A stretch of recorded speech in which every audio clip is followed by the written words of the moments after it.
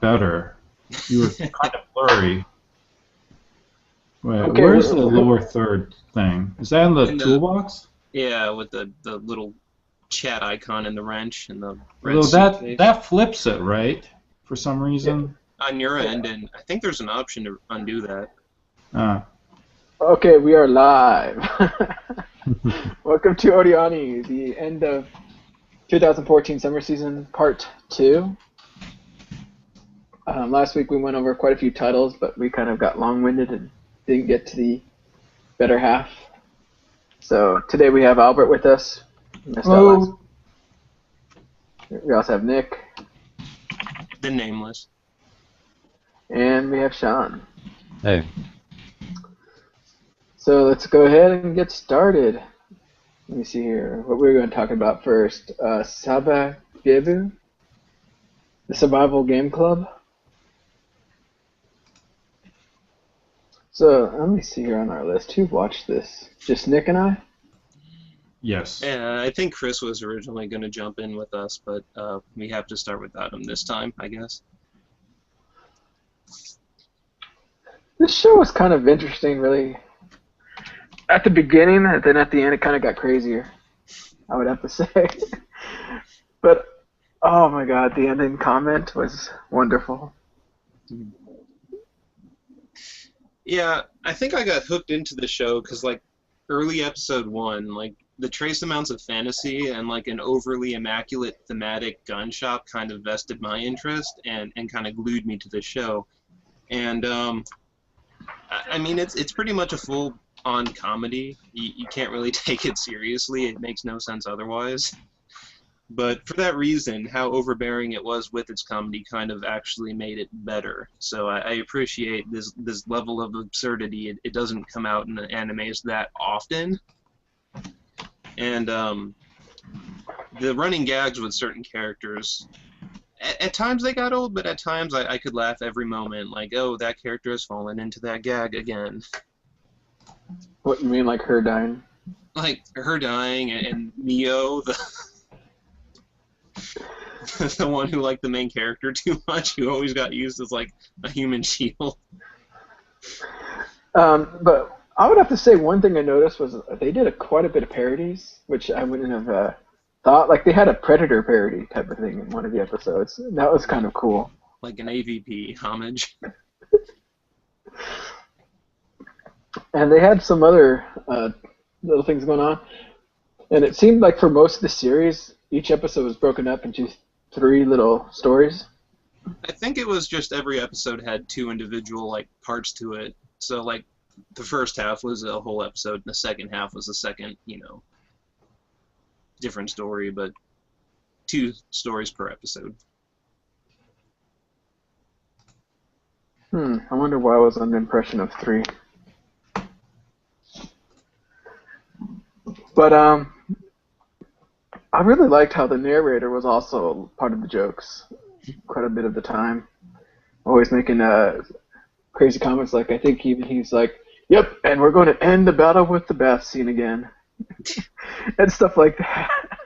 He would break the fourth wall sometimes, but I kind of always I found it odd that like for every episode they had to iterate. This thing's kind of like that an airsoft anime. So while they are using like airsoft guns, they commonly view it as like an actual bullet battle. But like whenever like people get hit and there's blood splatter, the announcer comes on. Oh yeah, this is just their imaginations. Anyone should not take it seriously. Like every single episode, I'm like.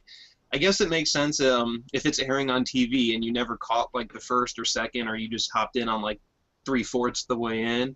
At least you kind of got, oh, okay, it's their imagination. Like they made that clear. But being an avid watcher from episode 1, it felt a little unnecessary, but it never really got too intrusive.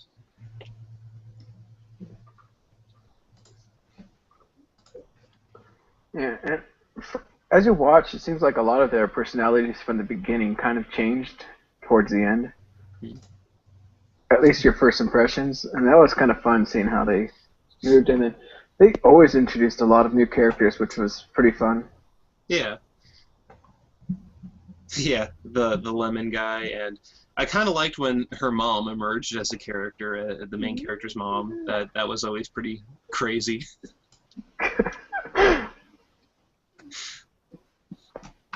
Yeah. So who would you recommend this to? Anybody looking for like a comedy, you know, Action not like comedy. action comedy. I mean, it's almost safe for all ages. They do a few things here and there where you might typically recommend maybe possibly slightly older crowd, but for the most, it's pretty safe for just about anybody.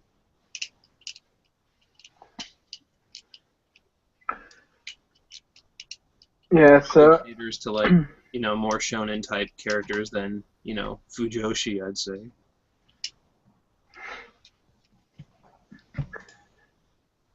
some people I know at work I introduced the show to, and they instantly loved it. They wanted to watch more of it, so and they're the types that were into One Piece, Naruto and stuff like that. So I think this show would do pretty well with the typical anime titles people watch, if that's what they're watching. Yes. Okay.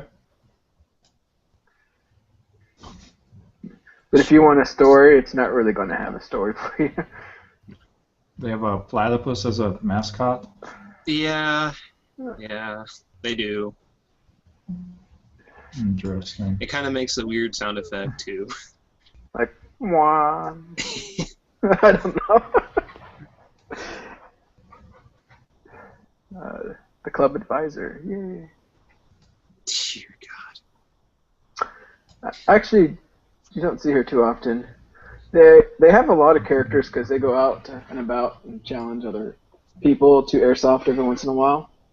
But it's mostly just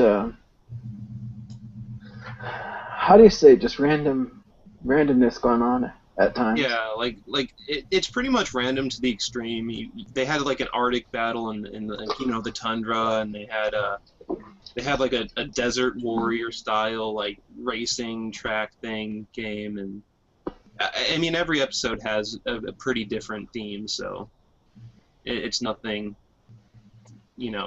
consistent. So it sounds like it's set up more like a slice of life type. I mean, does it have an arc? Not really. It's just shorts. Each short is 2 shorts per episode, and it doesn't really go anywhere. So it's Okay. just all about the comedy.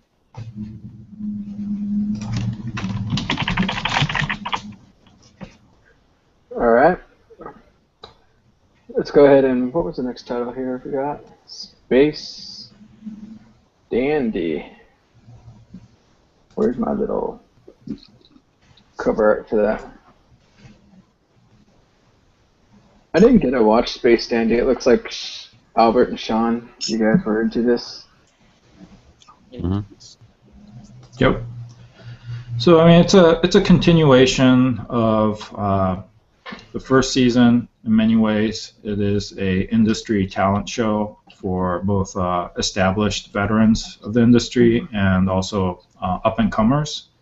And they get to have a sandbox style setting. So you have a premise of Space Dandy, who is kind of this not very good alien hunter, comedic trio with his robot and the cat Meow, which is actually a Beetlejuice alien. Anyway, and you get to have any kind of story that you wish. So this season, Sean posted a really nice summary and review of all the episodes and Anime Talk community, so I highly recommend you go take a look at that. And again, similar to last season, there were hits and misses, but overall, there were many episodes that I quite enjoyed. There are very different styles and different storytelling gimmicks that are used, so it really depends on.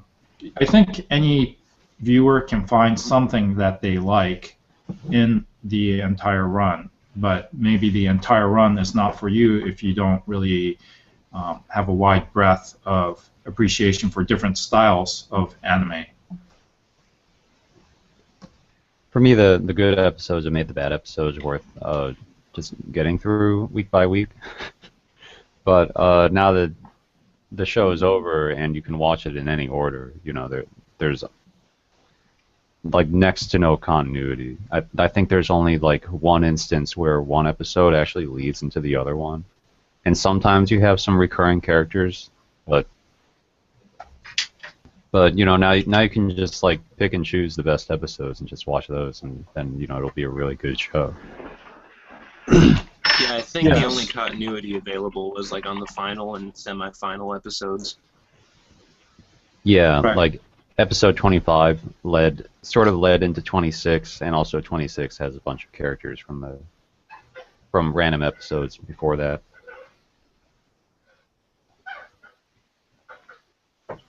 Being the finale and all. Yeah, now that it's off the air, I'm kind of sad. I really liked just like every week it was like a present. You don't know what you're getting. You want to unwrap it and see if it was like something really amazing. Man, Sometimes I got it was. socks. Well, socks are good, I guess. Yeah, my personal take on it was an interesting project, and there are quite a few episodes I ended up liking, but I kind of realized that the inconsistency kind of rubbed me the wrong way as a viewer, where wondering if, like, I think the biggest part is not wondering what I'd get for every week, but watching an episode and just feeling it kind of drag on and wondering, you know, is this episode going to improve? That didn't happen too often, but there's quite a few stories that I had no vested interest in. I kind of like the spacey or sci-fi elements of Space Dandy, and when he would be kind of stranded on a planet in like an exotic location, sometimes I just kind of got a little, just, I don't know, it felt a little out of place. Now, I don't think Space Dandy's supposed to only take place in space. But what I kind of liked about the second season here is in some of the earlier episodes, or one of the earlier episodes, there was a fabric, like a thread fabric crossover thing where Sean had said that they used the concept art for the Space Dandy characters, and they kind of gave each concept art character their own story. During that time, I thought it was kind of weird how Honey was like a main character of the trio at some times. And I wondered why that was not so in the main story of Space Dandy. In Season 2, she gets a lot more screen time as a character, and the episodes that she became involved in, I think I liked a little more just from the presence of a new, I don't know, Arrow-esque character. They kind of really played on her sensuality, so. But it was just something kind of new to the blend that kind of drew me in for a little bit, so.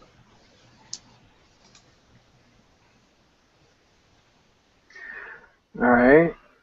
I think if you want to get the full, I guess, information from each episode, like Albert said, check out Anime Talk Community. Sean put a post there with each individual episode. I think So a lot I of think my we can get. A lot of my favorite episodes were the ones where he actually just does crash land on a planet and something's going on. It's sort of an excuse for like a random adventure that, you know, almost has nothing to do with the premise of Space Dandy itself. It's just like, well, Dandy happens to be on this planet, and then then this other story takes place. But I've always found those to be like my favorite ones. And from the second series, like there are a lot of weird ones that I would obviously like, but I think one episode that kind of surprised me was the one where Dandy has to be like Scarlett's pretend boyfriend. Like it was more of a typical Space Dandy episode in the sense that it involved like a lot of, you know, like purple characters and had like Dandy style humor. It was kind of a genre parody, but I was surprised by like how funny that was, how well they pulled it off. Like I nearly died like every time that like giant black robot with like his evil head like out from under a bush or a tree or something. Yeah, I did really enjoy that episode. Like I said, when the story tend to follow just the main three characters, I was not as enamored with the story as when they would introduce some new character who, actually had some material behind them. Like they weren't just an alien to be chasing. They had a persona and they were kind of fleshed out somewhat instead of just a weird quirk.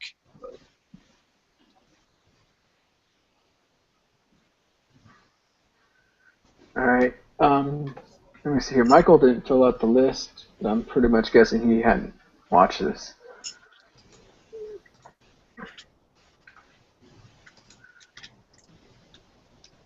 No, I didn't watch it. I skipped it. I'm one of the few that did.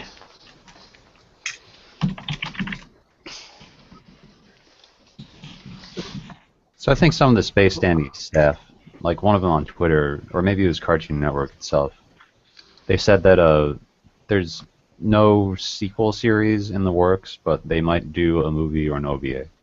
So we'll see what happens. Yes, I remember seeing something about them getting an OVA, so it may be coming out relatively soon. I actually did kind of like that. At the very end of the last episode, we are met with a black screen that says, "To be continued?" ? Isn't that something you'd kind of expect from a show like Space Dandy? Yeah, I mean, it could just go on forever if they wanted. Yeah, there's no actual plot to it, so they could just keep producing episodes with whatever the hell they feel like in it, and no one would care.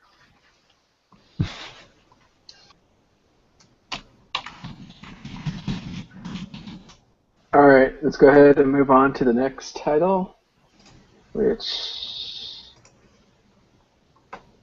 What is this? Hanamonogatari? Came out... When did this come out? Like in the middle of October or September? It did feel rather recent. I'd say, I think it did have a... It couldn't have been October. It was either September or August. Yeah, I think it was September. I think it was August. September. Okay. Yeah, I've got an August date. Okay. Well, yeah. And I was surprised. I actually thought it was going to be like a little series, but it looks like they just combined it all together and made a long OVA. Yeah, it was kind of like Nekomonogatari in that sense, right? Mm-hmm. It's just Yeah. a bunch of... Yeah. They sort of aired a bunch of episodes at once and kind of added up into a movie-length thing. But The- Nekomonogatari kind of focused on Tsubasa, Hanamonogatari seemed to have centered on the character Kanbaru. So we've got to see her affliction story. So, what was it? Like, there's only 4 characters throughout this whole thing? And it mainly just focused on 3 of them? So what was it, like Kanbaru, Araragi, Kaiki, and the new person? No, I think Araragi only made appearances via cell phone. I don't know if he was ever pictured. No, he was on screen On twice. screen twice. Yeah, he was Kaiki. like older Araragi, right? College Araragi, maybe. Yeah. There was that one screen with them in college, yeah, I guess. But yeah, Kaiki was definitely more of a character. We had Kanbaru's opposition, who was kind of a new introduction, and a character who was present in the second series, the continuing series. We kind of had an appearance from them, although it was a little different this time around. For me, I like the scale of it. Initially, I was a little disappointed that it didn't clear up some of the mysteries in the Monogatari settings, or series or whatever. But at the same time, I was kind of glad to get away from that stuff and to see a small story, just with a very limited set of characters, and it's not tying into this vast nexus of. Because some of that, it reminded me of Bakemonogatari, you know, where the stories were simpler, they were more isolated, they were just these little character studies. They didn't go all over the place. They didn't do like weird time travel type stuff. So I enjoyed the smallness of it because it's been a while since I've seen a story like that in the Monogatari series. Yeah, it was a fun story, but I gotta say, I think Kaiki kind of stole the show for me. It was great when he was a narrator, and just to see him kind of recur as a character kind of made the whole thing worth it, in my opinion. Maybe I grew my facial hair out because of Kaiki, who knows? It's in the wrong pattern, isn't it? I know, but I can fix that. For next time. So what about you, Albert? I really enjoyed it. Similar to Sean, I thought the focus, keeping it with a small cast of characters and focusing specifically on Kanbaru Suruga's story, and in some ways this concludes her story. So I really enjoyed it for that. The fact that Kaiki showed up, was kind of a surprise, and technically, I guess, a spoiler. But he shows up fairly early on. Actually, he shows up in the middle, right? I think this ended up being 3, maybe 4 episodes that got mashed up. So, yeah, I thought it was very enjoyable and much more focused on a single character. Definitely helped the intimacy. And I would, if you're a fan of the Monogatari series, it's a definite must-watch. Yeah. The only thing I have to mention, and we kind of made fun of it during Hangouts. Like if you look here, here's Kaiki running. Yep. And I made for some reason, whenever I saw this, it reminded me of the T-1000 running in Terminator. So I made a little image with them side by side.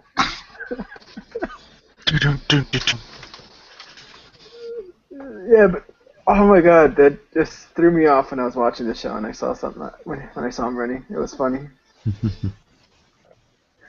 He does remain a very mysterious figure, and you still don't exactly know how he is, in this episode. From when we last saw him.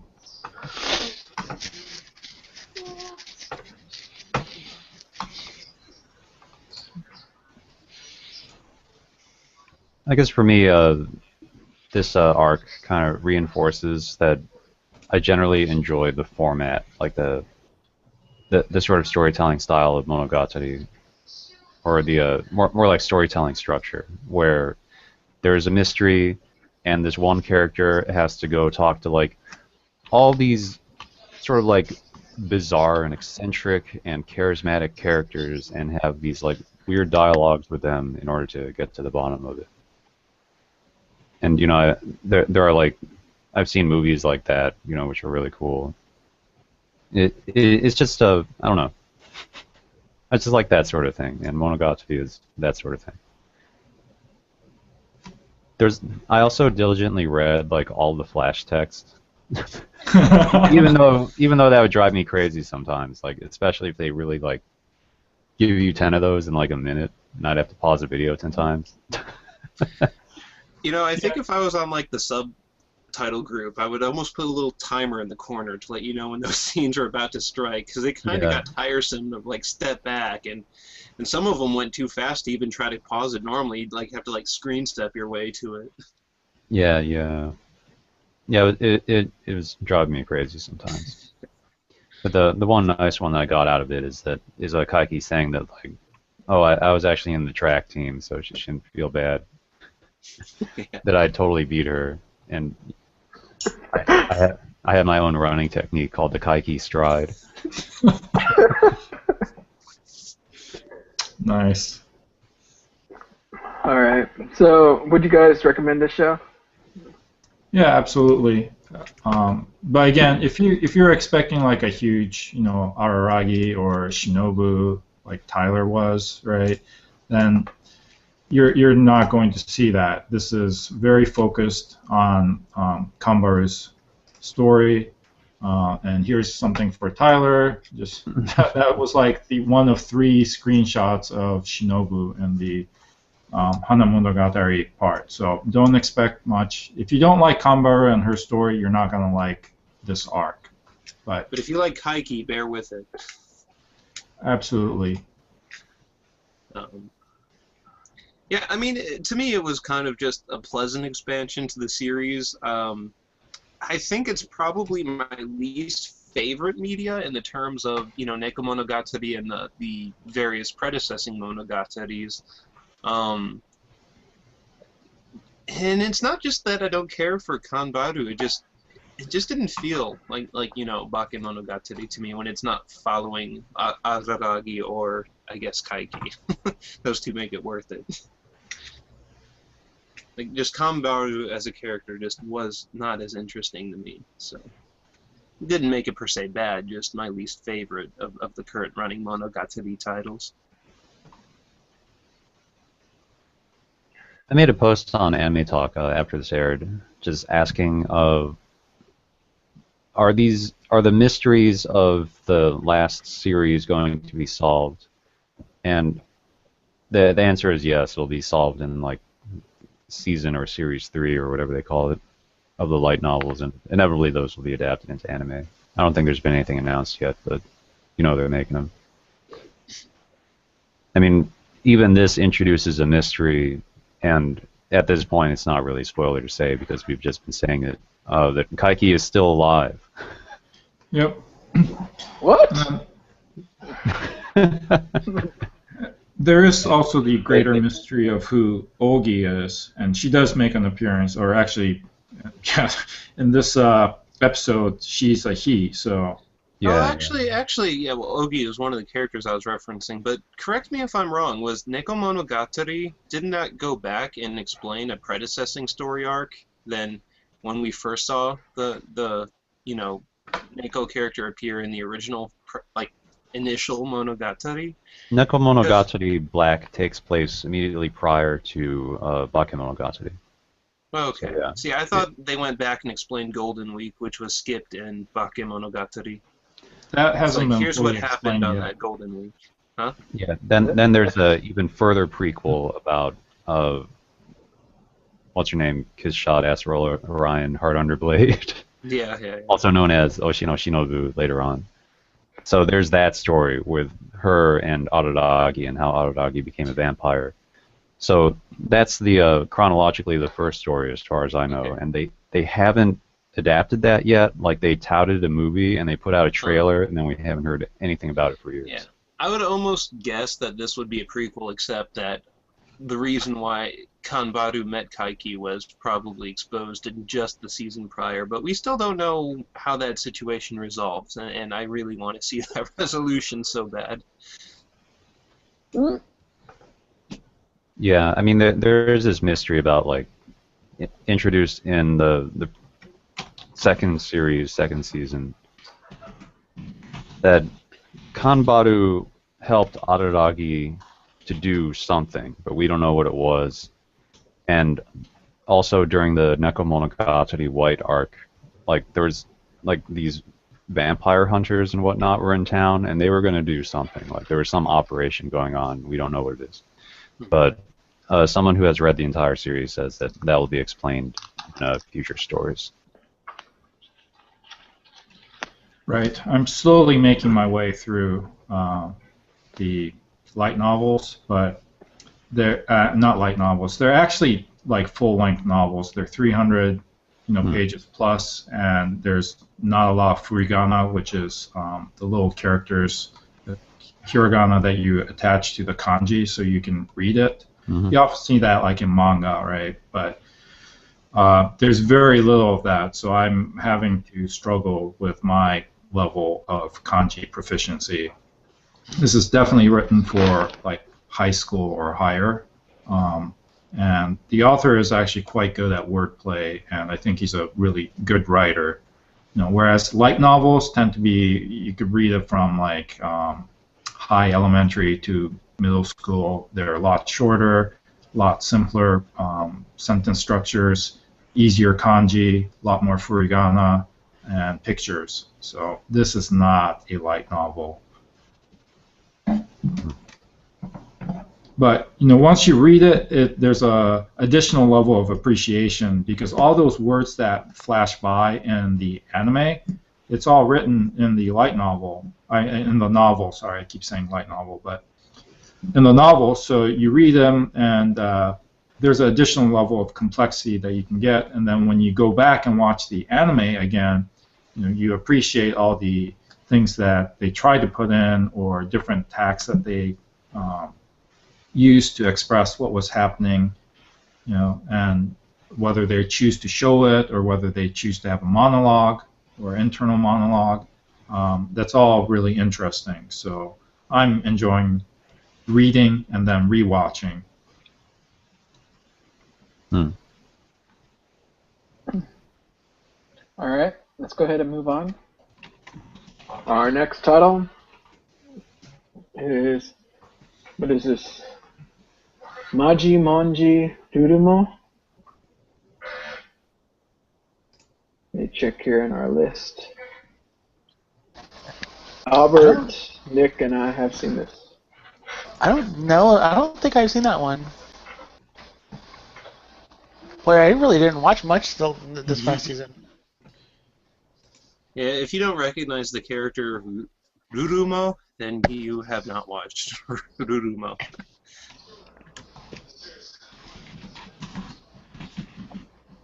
And surprisingly, Mike hasn't seen it, considering it has a super perverted main character. Yeah, it does. Not a fan servicey show, but a perverted king character for sure. That's what the school knows him as, actually. So, I know Tyler would probably take this one away, but thing is, he's not here. Yeah, Rurumo, I think, is kind of like a hit or miss amongst a lot of people. It's fairly enjoyable all the way through. Some of its prominent points, in my opinion, are I personally like the opening. If not, I would just watch the opening every week. I like the upbeat energy of it. But as we said probably in the first video, our main character is presented with a ticket book where he gets a wish granted from this plot explained witch in training, and it is told to him that if he uses all of them, it would be fatal. So what I actually ended up enjoying about this series, and I kind of think it's almost a highlight, is our characters are presented with this, ticket book, one per episode thing that would normally be spanned by every episode. It would be like, oh, he's going to use 1 or 2 tickets at least every episode. This show kind of played that very realistically. Our main character was extremely hesitant to use a ticket, if ever, and every episode was like its little fantasy slice of life in all actuality. Magic was, it was there. It was a plot point to the story, but I kind of appreciated you didn't have that, jewel collecting cookie cutter story every episode. You really wouldn't know if he was going to even use one of those magic altering tickets or not. So I kind of praised the show for that, just being that different. So yeah, and, I have to agree with you with that. I was actually surprised. I thought they were going to use tickets every single episode, but I think you even had a few where there was nothing used at all. It was just daily life. I think the episodes outweigh, the episodes of not ticket use compared to ticket use.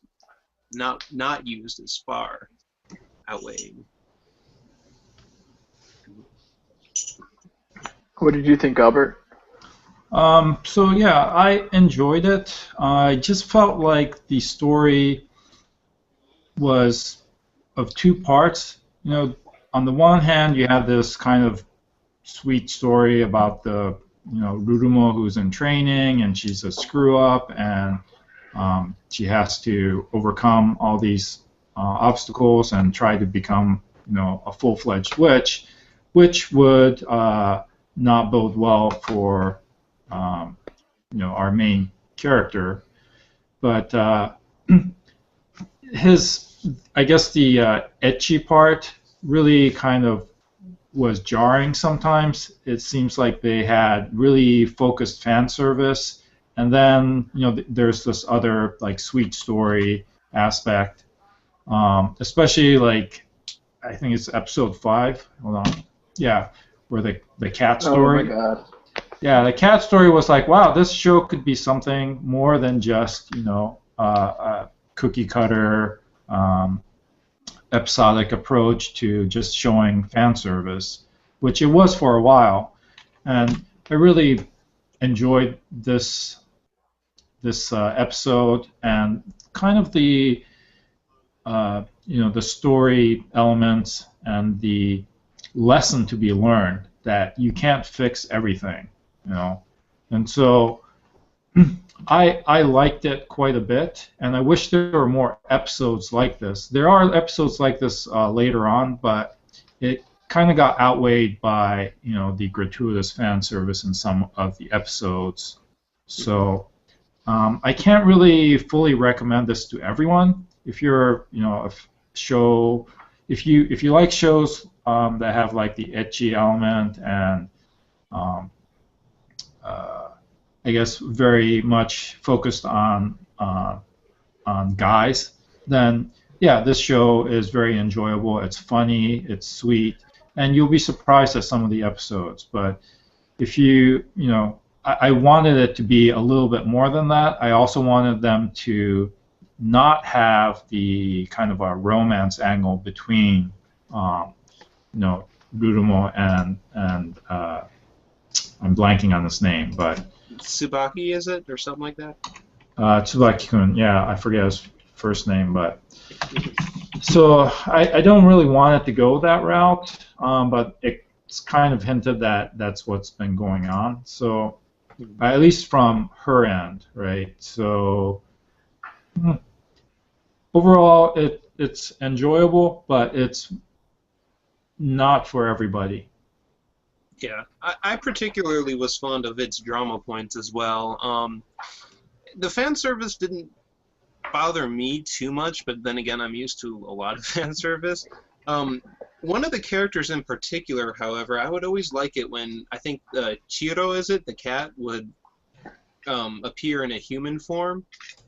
That always kind of spelled a little bit of good fun for me, so I like the energy of that character and just how outlandish she would act.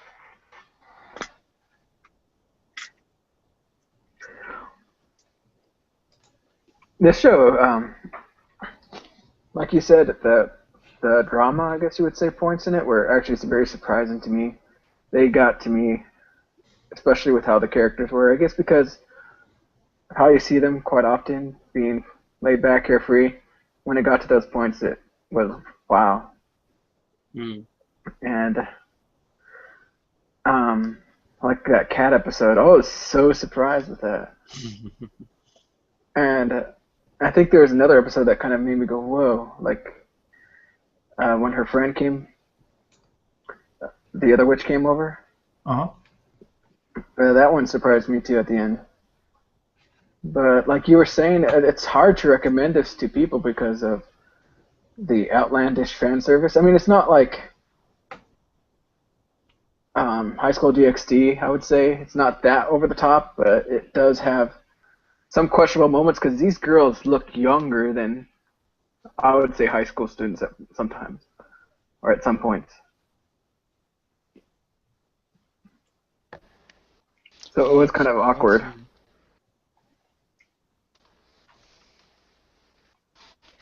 Didn't you guys get that feeling that they were kind of drawn younger than?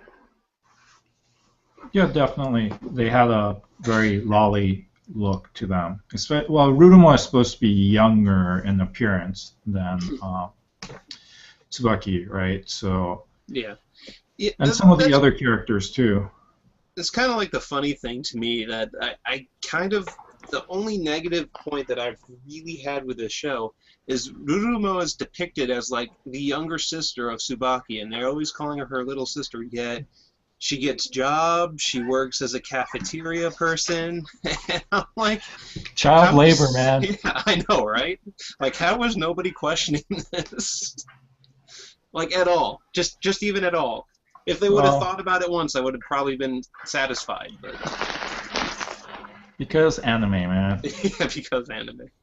Yeah, so I mean, I don't know how well the sales or popularity is in Japan.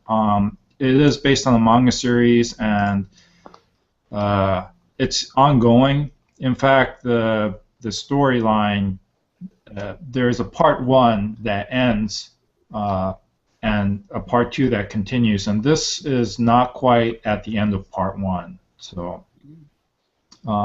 and frankly, I wanted to see a little bit more. The fact that he's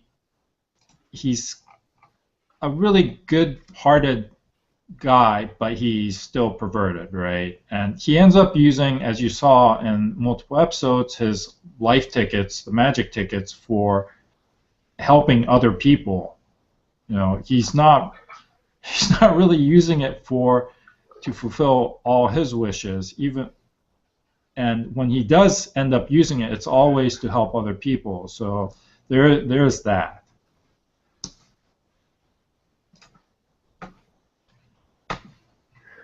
Yeah. Well, let's go ahead and move on. Not much else to say about this show. All right, what's our next show? The next show is the Lolly Special. It's too bad Tyler's not here.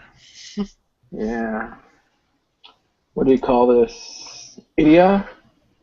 8 Kaleido Liner Prisma Idia 2-way? Zwei. Isn't this Why? kind of just an offshoot of Fate of the Fate Stay Night series? Yes. Kind of. There's a manga out there that they made an off story with Idia being a magical girl, and this is, I think, basically it. But this is the second season. Yeah, I Getting mean, right on. in a nutshell, every single Fate iteration pretty much reuses the same characters across a lot of different stories. So, no one true story is a perfect depiction of a character. Some stories are continual, and others just kind of pull the characters and repurpose them. So, if it's a Fate project, you kind of got to wonder what storyline it comes out of, because, it's just the characters are kind of freeform. So I perceive them as. Well, I mean, like Tenkan said, this is based on a offshoot manga, which has nothing to do with the Fate Stay Night main story. I mean, it does have like the concept of class cards and heroic spirits, but it's not part of the original game structure, which aired as Fate Stay Night, which is the main story, Fate Stay Night Unlimited Blade Works, which is one of the alternate storylines, which is currently airing now, and then Heaven's Feel Route, which is the third one, which will be made into a movie soon, but does not have a TV series adaptation yet. So, I mean, Prisma Ilia is definitely directed towards specific fandom, because there's a lot of lolly fan service, sometimes uncomfortably so. It is hilarious in many ways. They are aware of the tropes and they play it up to the max.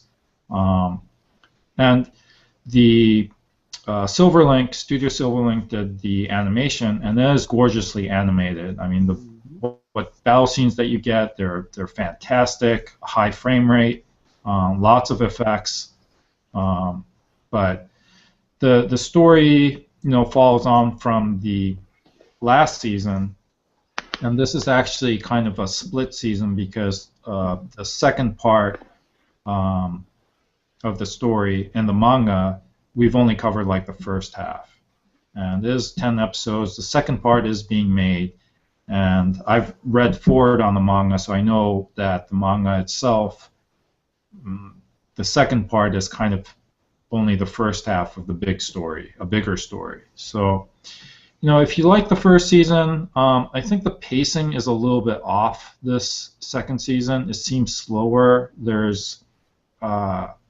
it doesn't flow quite as well as the first season. And I'm not exactly sure why. I haven't pinpointed why that is. But it is still enjoyable if you enjoyed the first. If you don't like lollies, you're not going to like this show. If you don't like convoluted magical girl stories, you're not going to like this show. But if you do like those genres, then I would say check it out. Check out the first season and then watch the second, because you should watch the first season. But it is a short season. I believe it was only 10 episodes versus like the 12 and 13. So, and it goes by pretty fast. Yeah. Real quick, Nick, I'll let you talk, but I just wanted to share some of the end cards so you guys could see how fan servicey it is. Like, there's one of the end cards. Here's another end cards. Oh, yeah. Oh my god. And here's another one. Get ready for your oh yes, Mike. Just kidding. I remember that. That was anyway, I mean, I think a possible pacing issue could be drawn with, as we said in the earlier discussion, a character was introduced this time around under the name Kuro, which is kind of like a split persona off Ilya herself. I think this series tend to do a lot more slice-of-life school sides as they showed the two's acclimation to daily life together. So we did get to see a lot of like more school side events than we did just pure focus on the mission and fight the target. I did kind of laugh though, because in one of the translations, a group under a certain name, instead of leaving her name as Kuro, because I guess it didn't sit well with them, they kind of ingenuitively made her name Chloe, like the English CHLOE. So I was kind of laughing when I did see that, just the one time, just repurpose the character's name and lose all like meaning it had, but you know. What always surprised me, like, they couldn't tell the difference between them for a while. Like, oh, did you get a tan?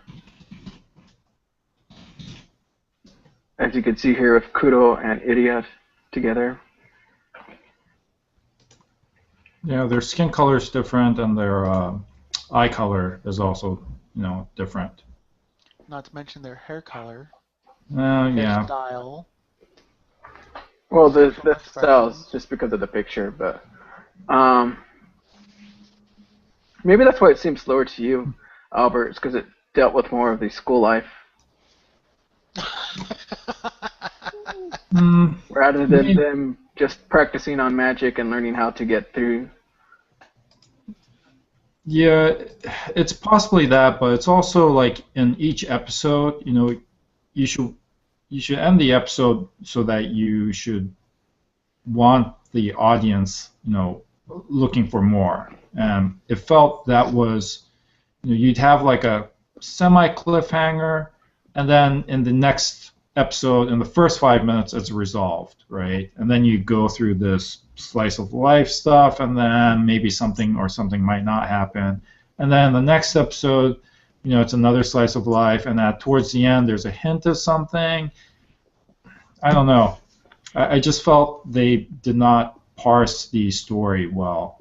I think they were trying to be too faithful to the manga, and it doesn't always work, because when you're reading, you can always flip back and flip forward, but in the anime, you need to keep the audience's interest in a visual media, in a moving visual media. So it's something I harp on for adaptations. Audience's interest perfectly with a few choice scenes. Yeah. But yeah, I mean, I do agree with you. Don't get me wrong. Just Ilya definitely does try to maximize the charm on like a prepubescent girl, so it is kind of obscure for that very reason.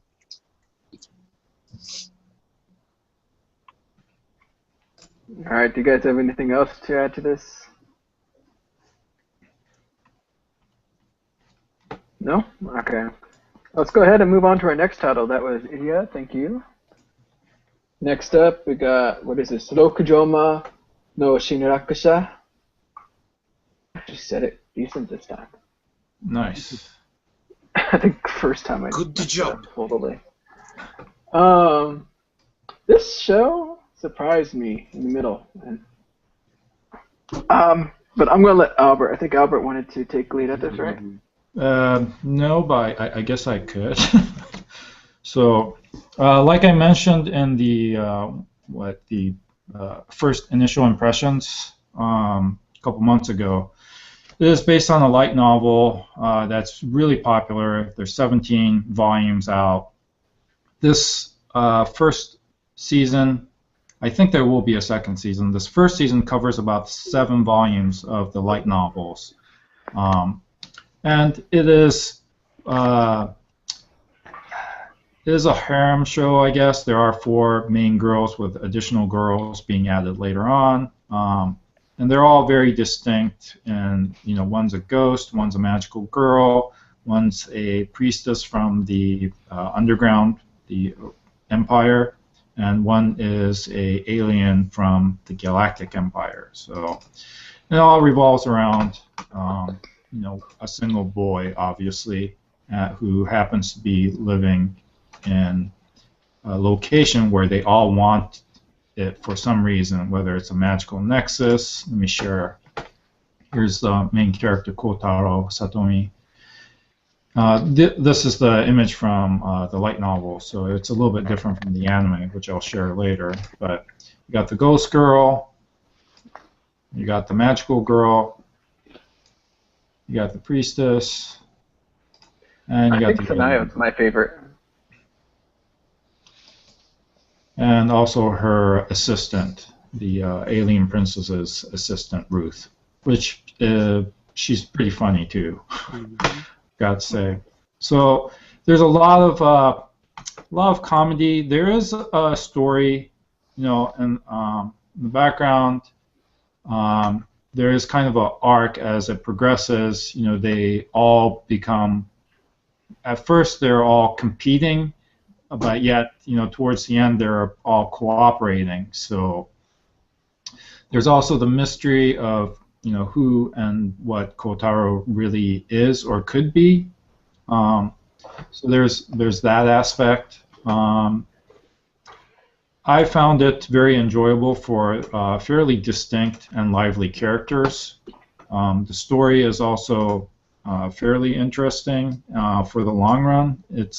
Not everything has been revealed, and you kind of get that throughout the season because they drop hints about who is this mysterious person that they knew as a child, or who is this Blue Knight character from the history, and you can if you've watched enough of these types of shows, you can see where it's going. But I personally really enjoyed the magical girl, Niji no Yurika. Yes. And I just found all her facial expressions and antics, and the fact that no one ever believes that she's an actual magical girl, despite the craziness that everyone believes an alien princess and the underground empire and a ghost, but no one believes a magical girl. So it's, I think, a little bit overused, and when they finally believe her, they do a retcon also.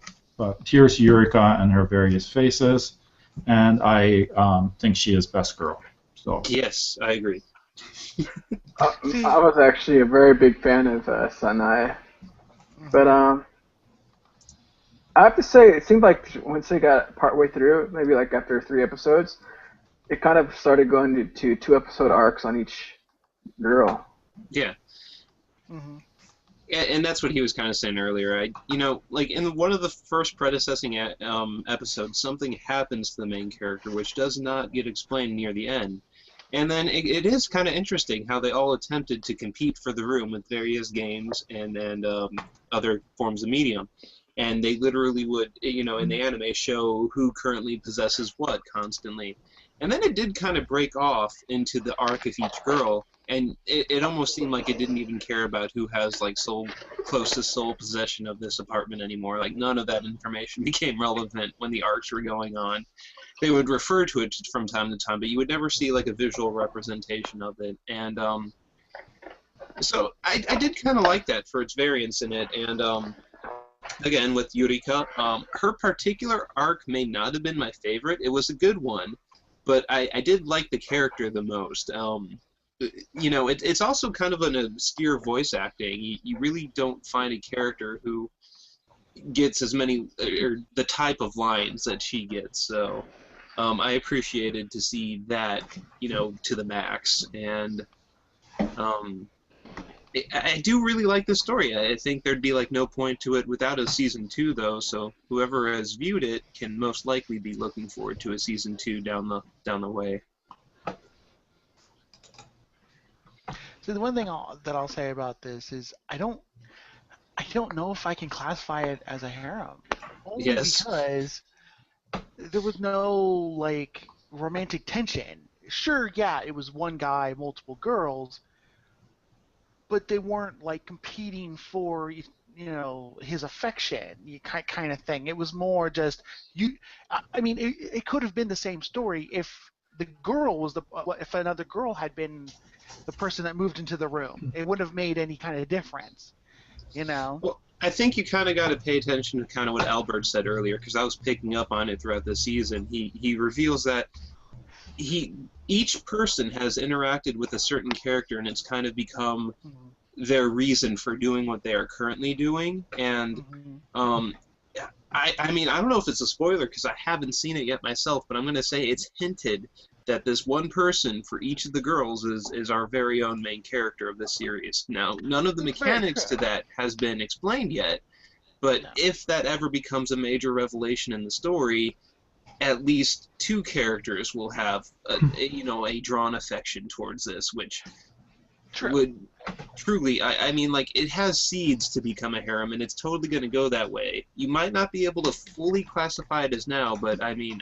I would not disregard it as a definition for the series at the same time. I would definitely agree with you that it has the seeds, but I just, looking at their interactions with each other, I cannot, in all good faith, classify it as a harem yet. Now, you're very right. It very well could become a harem. It definitely has all the elements that you would need for it, but just the interactions between the different characters would have to change. It's almost more like just a standard slice of life as it is right now. It's cool slice of life anime because with a lot of comedy to it. It was very funny, very amusing.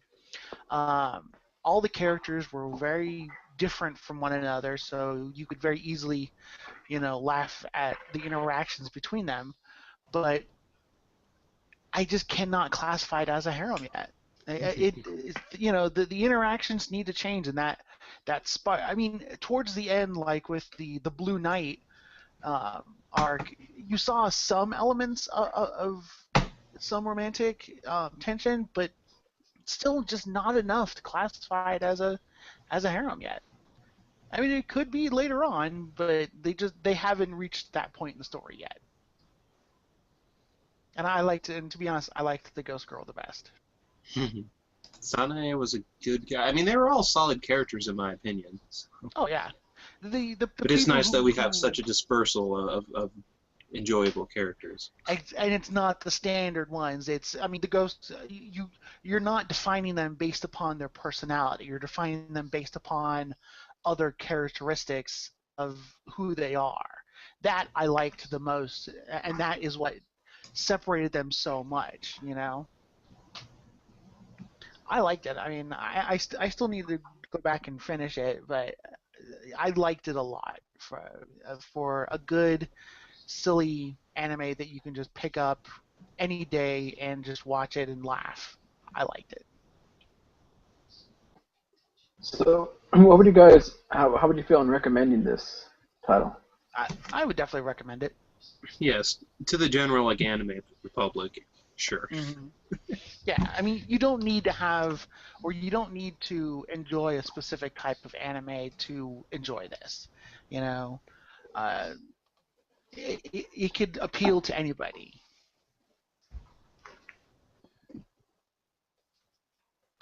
All right. let's go ahead and move on then. Although, hang on a final note to this series, I actually did want to bring up the openings and endings particularly. Not so much the opening, it was fine and all, but what kind of got a laugh out of me with the ending was it kind of didn't have much to do with the overall anime. The ending, while catchy, kind of was about a beverage, milk tea. And this song coming out at this time literally affected my dietary style. I included a lot more milk tea during the duration of this airing thing. It's like if I had tea, I would just add milk to it, just because this thing was airing and it was the ending was in my head. And oh yeah, how could I not have milk with this? And it is not often that a song could influence one's dietary style. Subliminal messaging. Product Yes. placement was very good. Yeah. Although I don't know who they're really like promoting, but you know. You're giving kudos to the marketing department. Oh, what was that one coffee shop employed in this one? It was kind of like a Starbucks, but was it like mocking like the Tully's brand or something like that? It was Tully's, yeah. Yeah, I don't know, yeah. That's who they were marketing. That's the tea you got to go buy. Or I think they mostly do coffee. I don't know about tea, but All right. So let's go ahead and move on.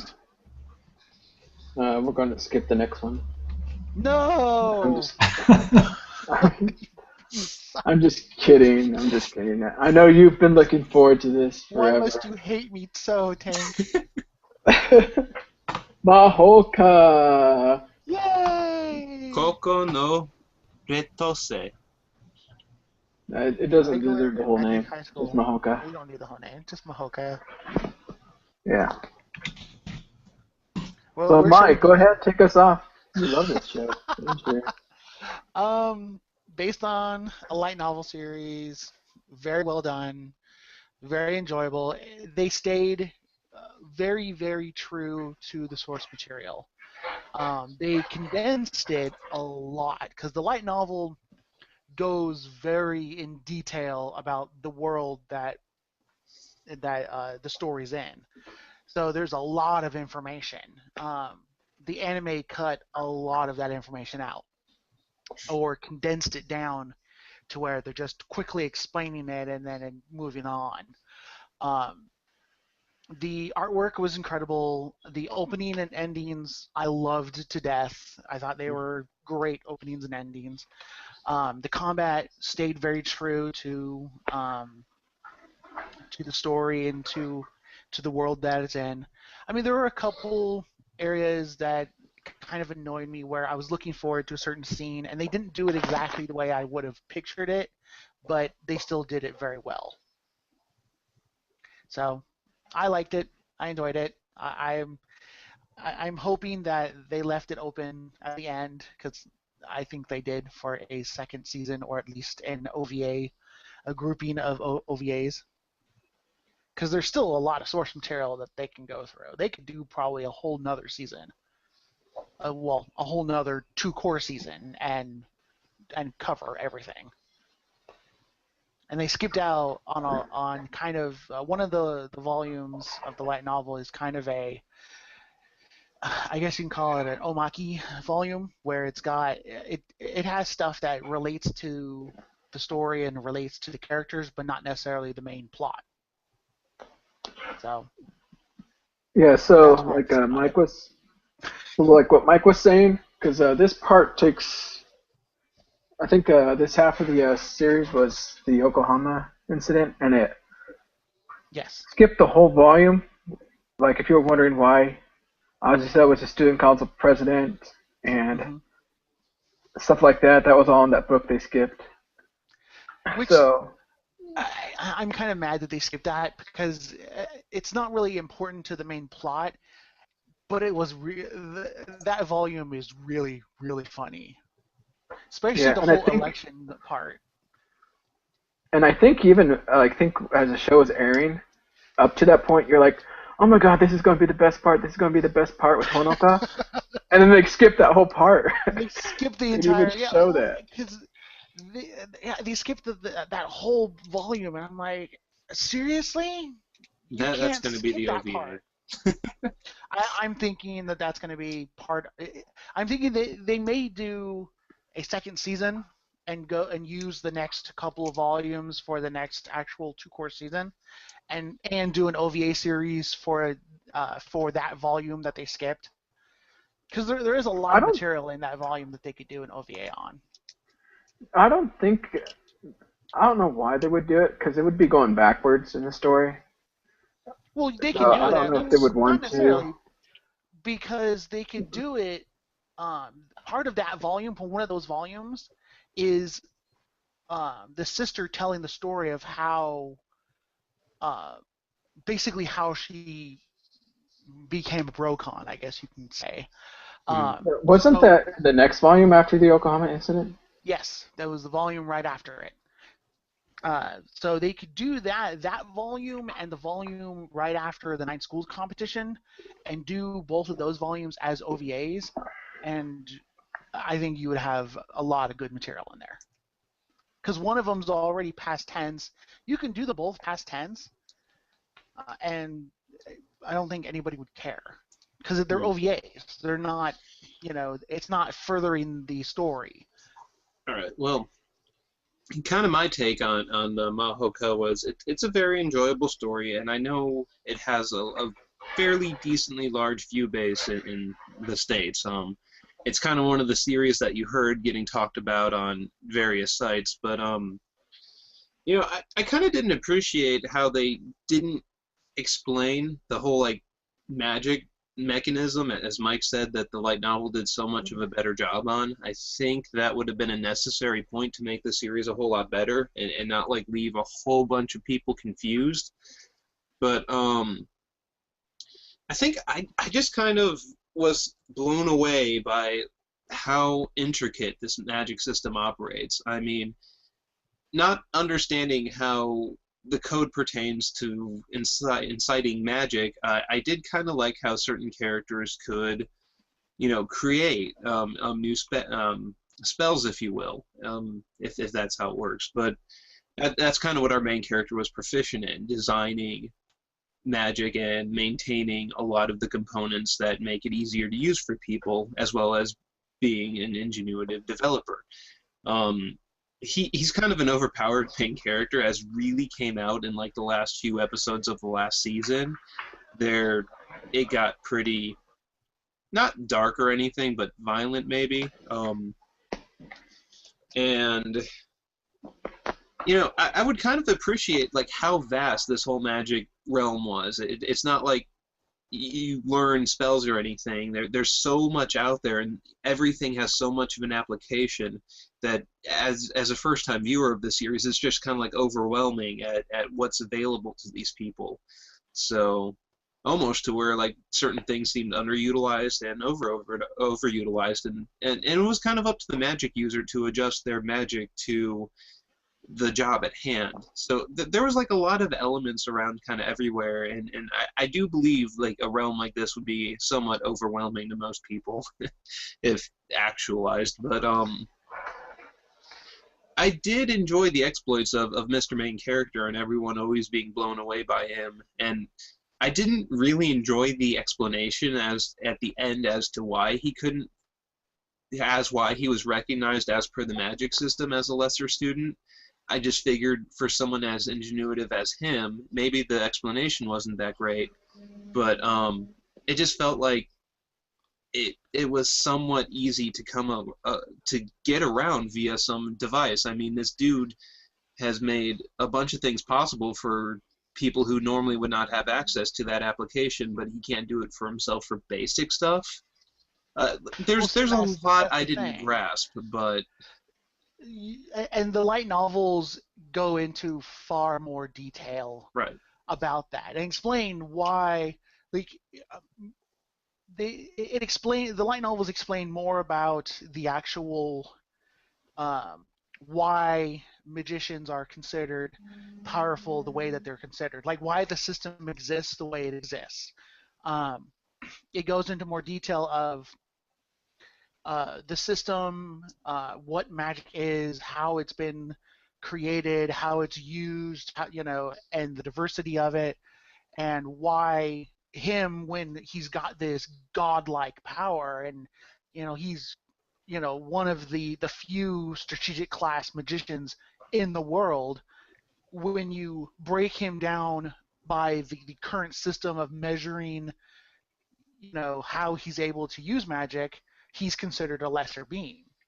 And they actually talk a little bit about this in the first core when he has that first duel with the one guy, and they say, well, I'm good at this, this, and this, and these aren't measured as part of what makes a good magician. These aspects are thrown out, whereas these aspects, if you're good at these different things, you're considered powerful. And see, maybe if they explained it better in the series as not that he had no potential to, but just no need nor care to, because it would make him lesser of what he wants to be good at, that might have been like an interesting point to really bring out his character. Mm-hmm. But I just kind of wish they handled that whole explanation / I guess animation process a little bit better. But well, there's another reason for him not being, because what is it? They're actually trying to hide who they are. Yeah, understandable. Yes.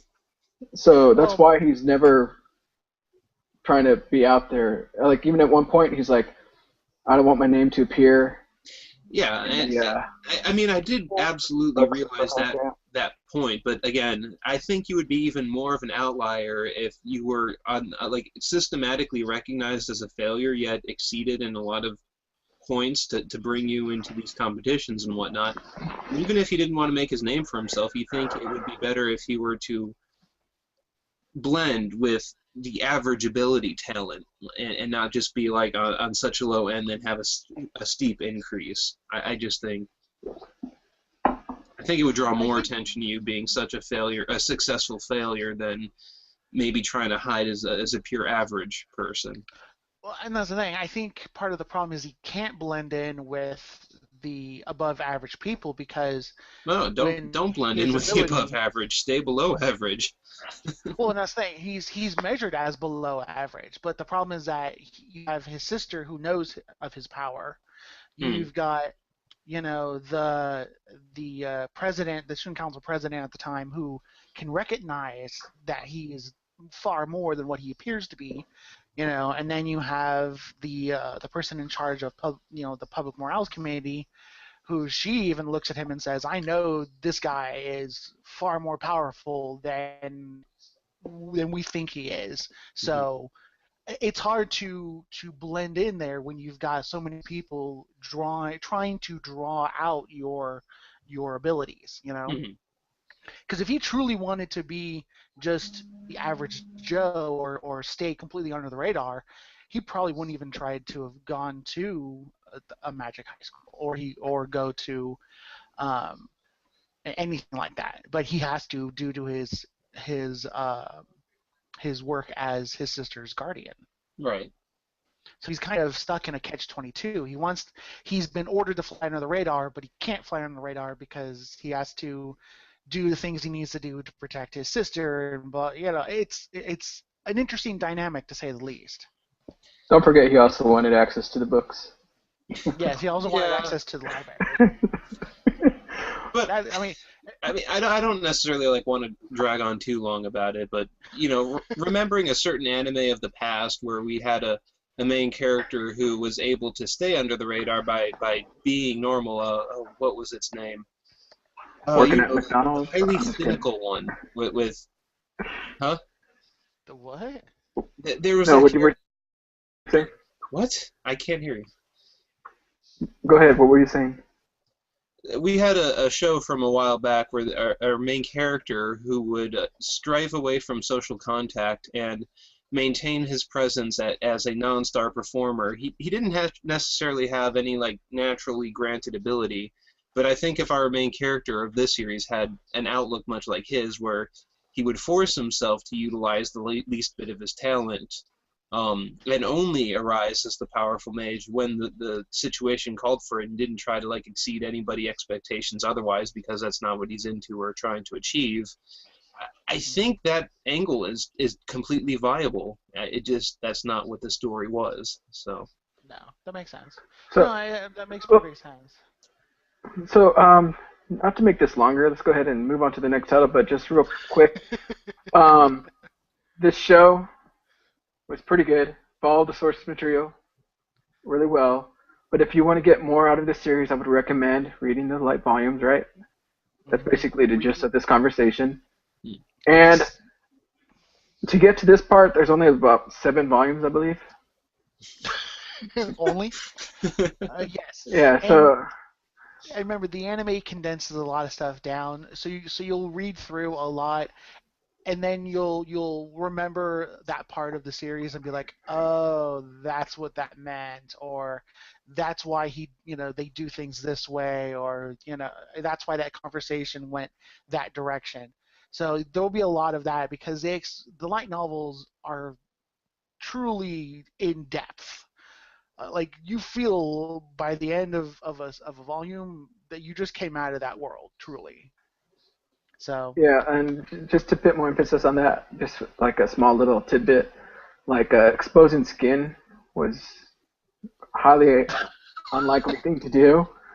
So like Mayumi appearing in her summer suit where it showed a lot of her legs and stuff, and she was trying to get a response from Tatsuya, that was something actually pretty big because you wouldn't normally expose that much to someone. Or the bloomers, where the one girl wore the bloomers and they're like, "What are you wearing? How can you wear something like that?" And Leo said, "Oh, I remember. That's back from the time when our morals were running rampant and girls would sell their panties on the street."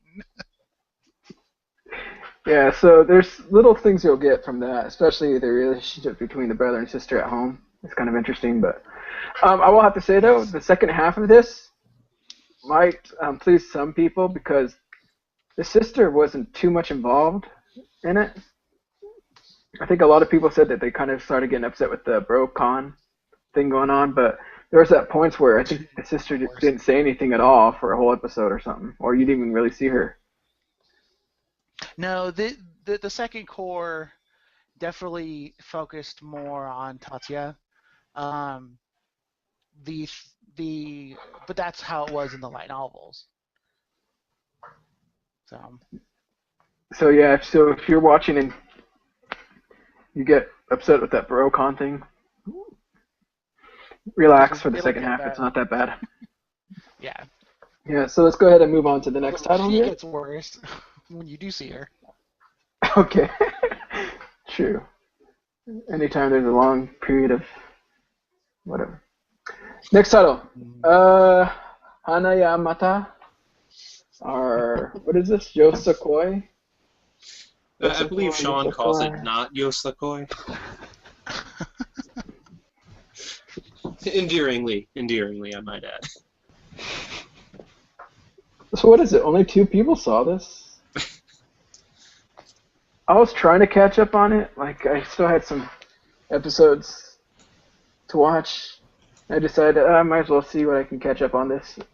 And then once again, I found myself like, what else is going on out there in the world?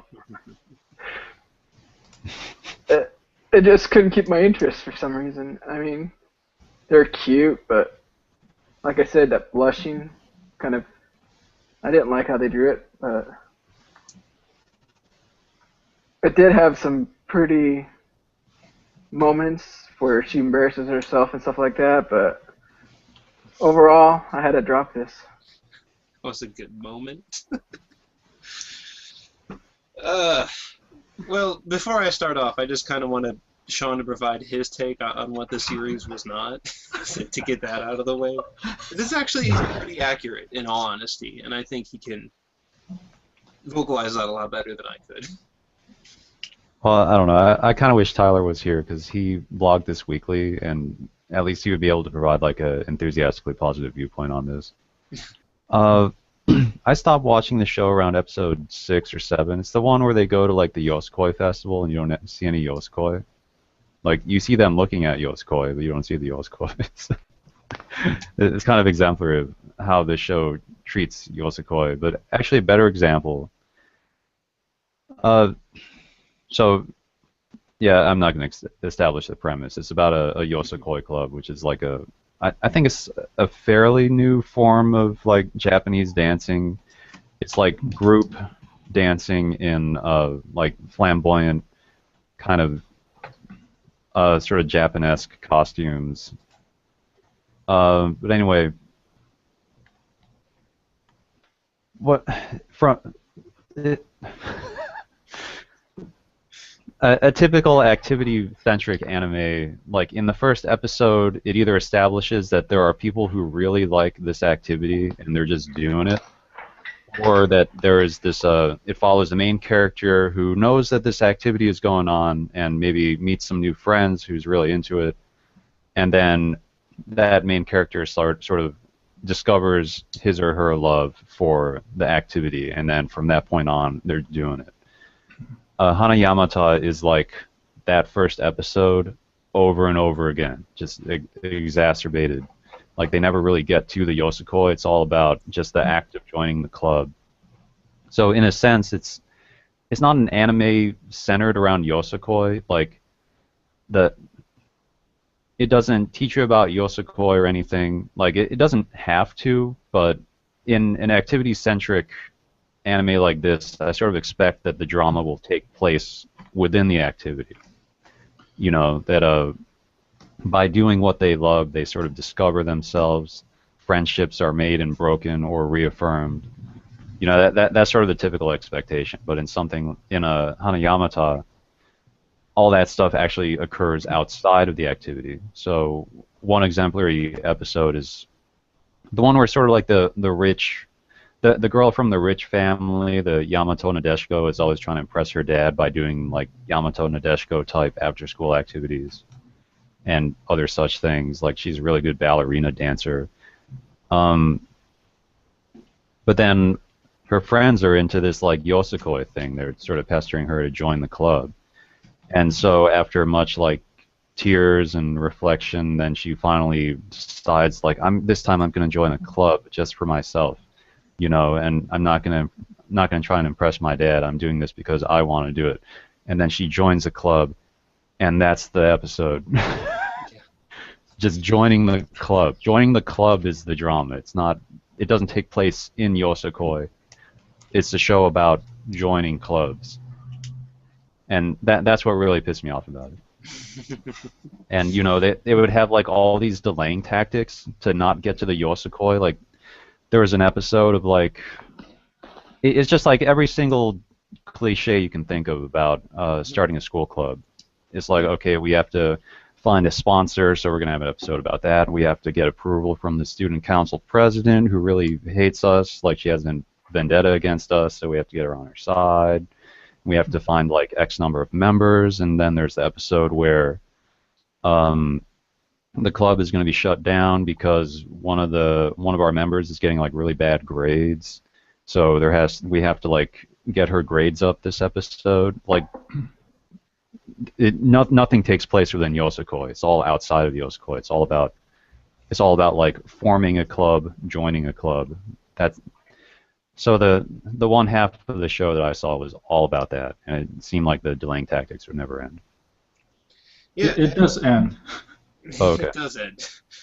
Last episode. No. Yeah, pretty much. I would say. It really is about the hardships that the club kind of had to go beyond, and towards the second half, they do practice somewhat, but the practicing never is really like Yosekoi centric. Like you see them going through the motions, but you don't like get an immaculate piece of what Yosekoi is. I think it was better said. Like it's pretty much like a K-On! Just with Yosekoi, and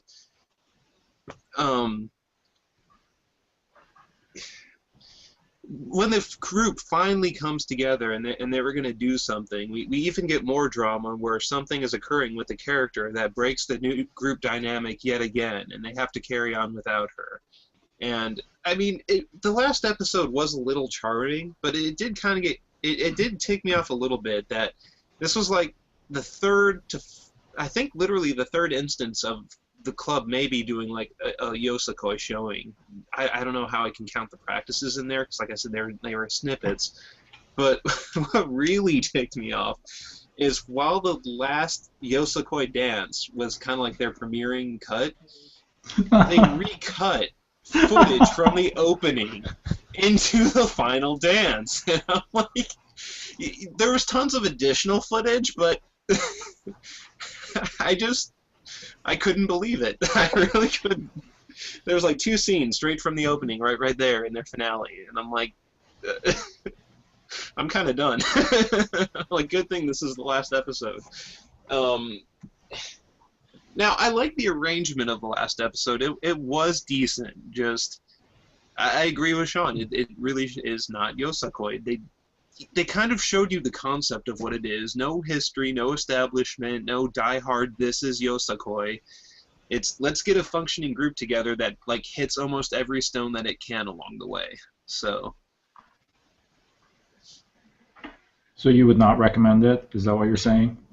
I mean, I would almost recommend it as much as, you know, a K-On! Thing. Like if you're into the moe characters with like drama and looking at the disposition of a timid-natured, shy main character, then the show's not terrible. It's just, it's not about Yosakoi.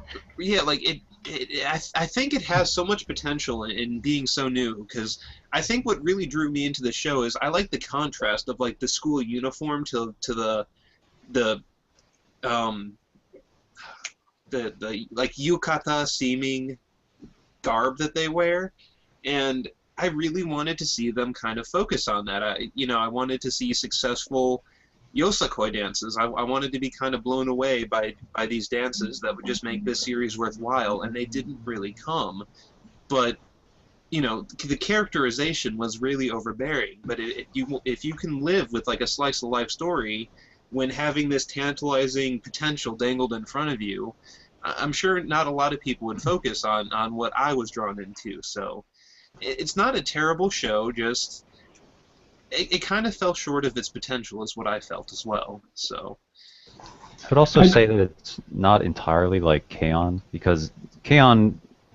It was like a pretty chill show. Like, people who like K-On! Have said to me that I watch it because it's relaxing in a sense. It's like stress-free. Where this show was pretty heavy. Like, when it got to the drama, like, it was pretty intense. It was pretty stressful. I was just kind of like screaming and crying, like, pretty often. In like concept to like club activity to episode, like cuts. The focus of K-On! is not entirely light music, and the focus of Hana Yamata is not. Yeah. But I was kind of impressed. I didn't catch on to it at first, and another point that I almost wished would have occurred in story. This isn't necessarily a make or break deal. Was Nathan from our own circles kind of called out how the show was named. And like the order of how the characters kind of joined into the group is like the defining name of the show, and it was never implemented in the show itself. I figured that would become their group name when all of them were assembled, and that really never happened. So I'm like, where does this name come from? Just literally we strung together their names, and that had like no. The only way it pertained to the series at all was because the characters were actually in it. Like that's not even what they called their club eventually. So yeah, the name part didn't really make sense because Tami joins up earlier than Maki, and yet her syllable is at the end of the Hanayamata, right? So right. Yeah. Doesn't make a lot of sense. So yeah, I'm not disagreeing with any of your assessment that it's drama centered with a backdrop of a club activity, right? And if you like the character of Naru from the beginning, here's this kind of indoor shy wallflower, and she comes out of her shell with her interactions by joining the club and by being pulled along by Hana. then it's a enjoyable like coming of age drama centered around this shy girl. But if you're expecting, something club centric around Yosakoi, then you're gonna be severely disappointed. And I think that's the problem with this show. It did not manage expectations well. We all saw Sean did not see the final episodes, but if you watch that, you will also still be disappointed because the Yosakoi dance, the dance that they come up with for this big event, is what you see in the opening. That's what they're practicing. So the moves are the same. There's some cut scenes. It cuts away to flashbacks of the training. The dance itself, I mentioned, is not very well drawn. They pull out, and all of a sudden the faces kind of deform, and I don't think the frame rate was that good either. It's pretty and colorful, like the screenshot that you're seeing, but it was not. It doesn't do much to promote Yosakoi as an activity. Right. So it's just that there's this club that someone really, really wanted to do, and it pulls along other people, and you come together as a group, like a group activity. That I think the mentality and the culture of Japan, right? It's very much in line with we all get together and do this one for all. Right. Yeah. No. Go ahead. No. So I think if you manage your expectations that it's a drama about a girl, then it's okay. But if you're expecting Yosakoi, then you're gonna be disappointed. Yeah, and that's what really drew me in is watching that opening and seeing the song with the colorful uniform and the dance, and I was hoping to get around to it, but that said, I did have a few favorited moments to this series. Some of the comedy was funny enough to kind of redeem the series in my opinion. It's not a main focus on comedy, but I did like the bits that they did, and the one character's older sister kind of stole the show at me for one point when she was kind of nodding off in the corner. Like she was not even the main focus of the frame, but just I like the background animations. Those are the background is this story's charm, and just do know that if you watch that opening and you see the colorful dancing with the uniforms, that's not what this is about, regrettably. Not at all. It would be a great series if it was, but I mean, I enjoyed it despite that. Just it probably didn't get as high on my list as it could have if that was its focus. When it was trying to be cute, it succeeded. I'll give it that. It looked nice. Characters are cute. It's cute. Yeah. Until they start crying. Until they start yelling and crying, and then.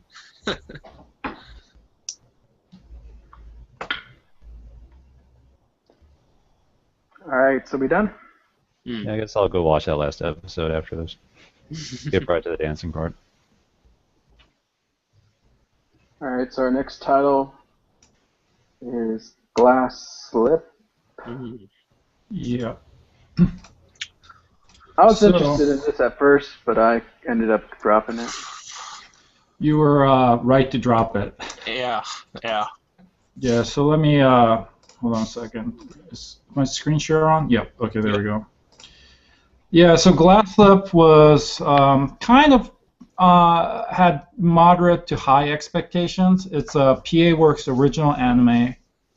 The director was Junji Nishimura, who is a veteran of the industry. He has tons of writing and directing and storyboarding credits. So you would expect this story to flow a little better, right? When with a title like Glass Slip, you're like, okay, well, so the backstory is they're making glass like you see here, and there was those scenes, but they're all in the background. They never explain how you make glass, or that you need a blast furnace, or how you blow air. None of that, right? It's just background material. So what is Glass Slip? It's actually a word mashup. It's a portmanteau of the word glass and slip from time slip, which the Japanese like to use for time travel. So you start to think, okay, maybe it's a little bit more about some sort of fantasy, sci-fi elements, and it's really not that either, right? It's kind of a slice of life, kind of a romance, kind of a science fiction, kind of a mystery, and it failed on like all of them, I think. And I would only add it was a lot of droll. Yeah, there is that, So the animation itself is very beautiful. There are scenes like this that you see where there's pretty, flares and just high frame rate and beautiful colors, but overall, the fact that it's pretty does not hold your attention, right? And then, so what you look at the characters. It's all about these 5 high school students. Their third year high school, meaning it's their seniors. It's their summer break, and this happens all over the summer break. So they've always had this group of 5. They hang out in a cafe, and they all have kind of unique personalities. From the left, it's Hiro, Yukinari, and Toko, who in the middle, who's the main character, and then Sachi, who's kind of like the what's the word? Anyway, she's kind of ill from some congenital things, and she's not as healthy as. Yeah, and then I'm missing someone here. Oh, Yanagi is the girl on the far right with a ribbon on her head. And so if you can identify with any of these characters, right, you might have some sort of interest in their life, but in fact, I couldn't get into any of it. And into this mix is... Rewind one clip. Go back to that. This has been like a bane to me for this series. It would commonly, in the middle of animation, blur out with that transparent background and just kind of freeze the frame and just kind of hold it as the scene may progress or whatnot. I don't think it had the impact it was supposed to, and I never quite understood what its purpose was. But all I know is occasionally, every now and then again, when they would do that, I would only think to myself, there better be a purpose for this that we're going to find out later. Because what's the point? I guess they were just doing like, oh, nice photo op, but...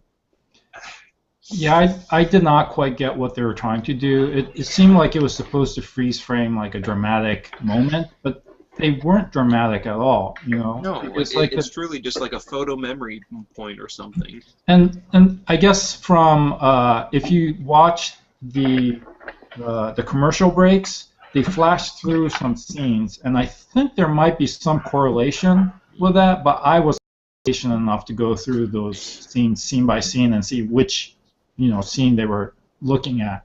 So anyway, continuing on, into this mix is thrown the mysterious possibly transfer student Kakeru, who is on the far right, who becomes involved with Toko because of this special connection that they have. Toko can kind of possibly maybe see the future when she looks at shiny things.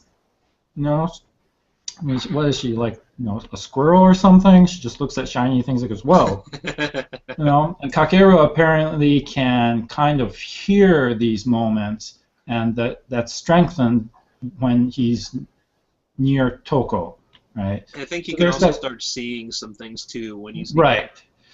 But anyway, here's some scenes that, sorry, Nick, you were mentioning about all these static, drawing scenes, still shots.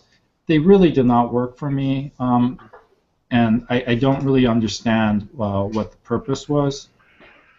And then so it progresses, like there's this mystery of what's going on with Toko and Kakeru, and it's not really resolved at all. There's also some bizarre scenes in the middle where Kakeru is like talking to multiple selves. In his mind, he's talking to another of himself.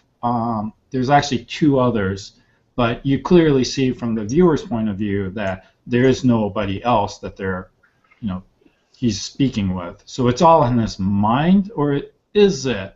There's all these half-assed mystery things that they try to introduce, and it occurs fairly late in the series once the characters are established. So I don't know. I did not find it compelling. The only episode that I really thought was interesting was episode 11, where I'm spoiling the hell out of this show, but you end up, Toko has like this vision, and she ends up in what could be an alternate time, right? So instead of if Kakeru had shown up as a transfer student, what would have happened if Toko showed up as a transfer student? And she goes through this entire episode almost looking at what ifs and how the group dynamic might have changed and is possibly changing, and is a reflection of what she believes might be going on. So here we see Hiro and Sachi getting closer, even though earlier Sachi apparently confesses her love for both Hiro and Toko, which never resolves at all. I don't know. And Kakeru and Toko also meet in this alternate timeline hallucination that she's having. Yanagi and Yukinari, although Yukinari confesses his love for Toko very early on, the two might be getting together closer. And here you see a scene where they're, her vision of what might have been all four of them together, is yet an alternate version of what she sees in that. So it's just really bizarre show. It never resolved anything, and the bombshell was in episode 12, the final episode. Toko's mom's like, "Hey Toko, do you ever see flashes of what you think might be the future? I had those too. I wonder what they were. I grew out of them." And you're like, wait, what? Yeah. What? Yeah. Can you please repeat She kind that? of calls it like, she doesn't even say like it's necessarily an alternate timeline, but she like says it's like an innate world that only you can see or something.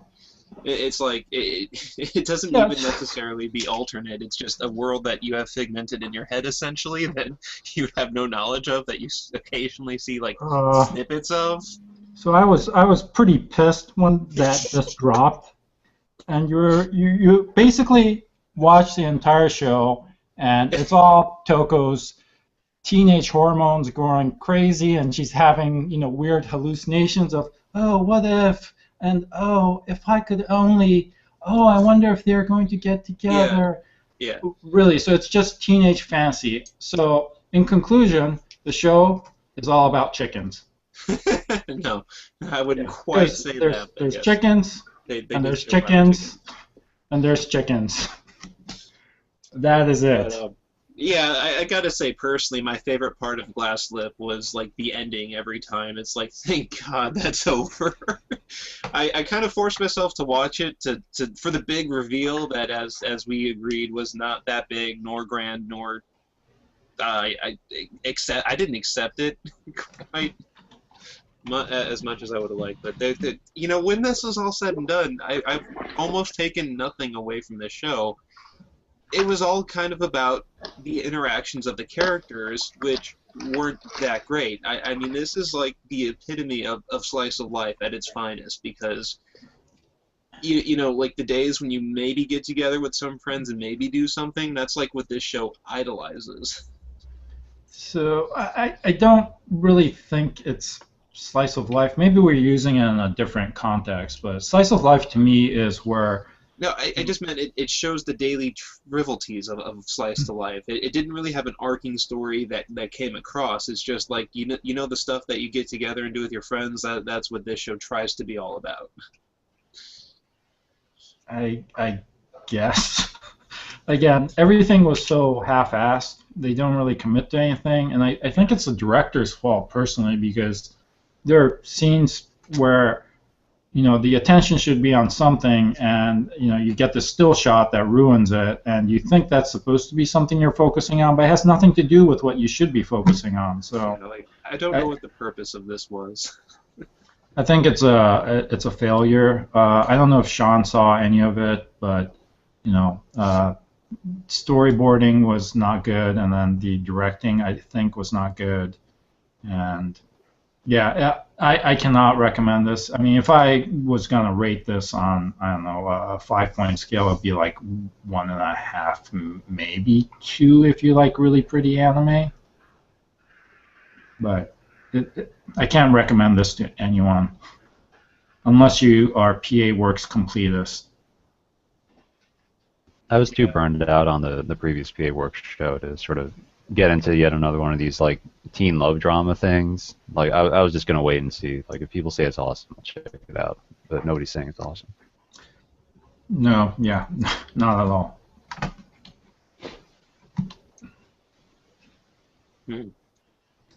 All right, let's go to the next title.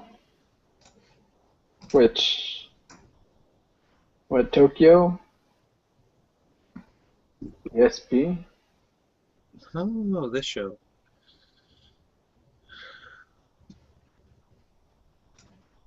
Did anyone watch this? I dropped it. I did, and I guess Chris did. Tyler did.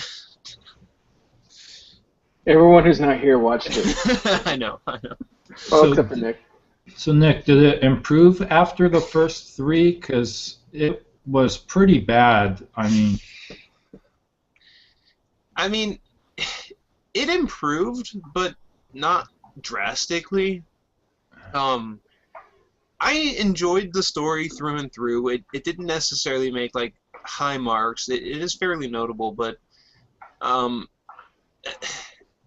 essentially, I think the ending becomes a little more heavy. There's a lot more calamity and just like scenes that kind of shock you as played off as like not necessarily a big deal. Like, for example, in this show, as we explained, what appears to be orange glowing fish occasionally swim through the city, and if one enters you, you gain a psychic ability, or an Esper ability, and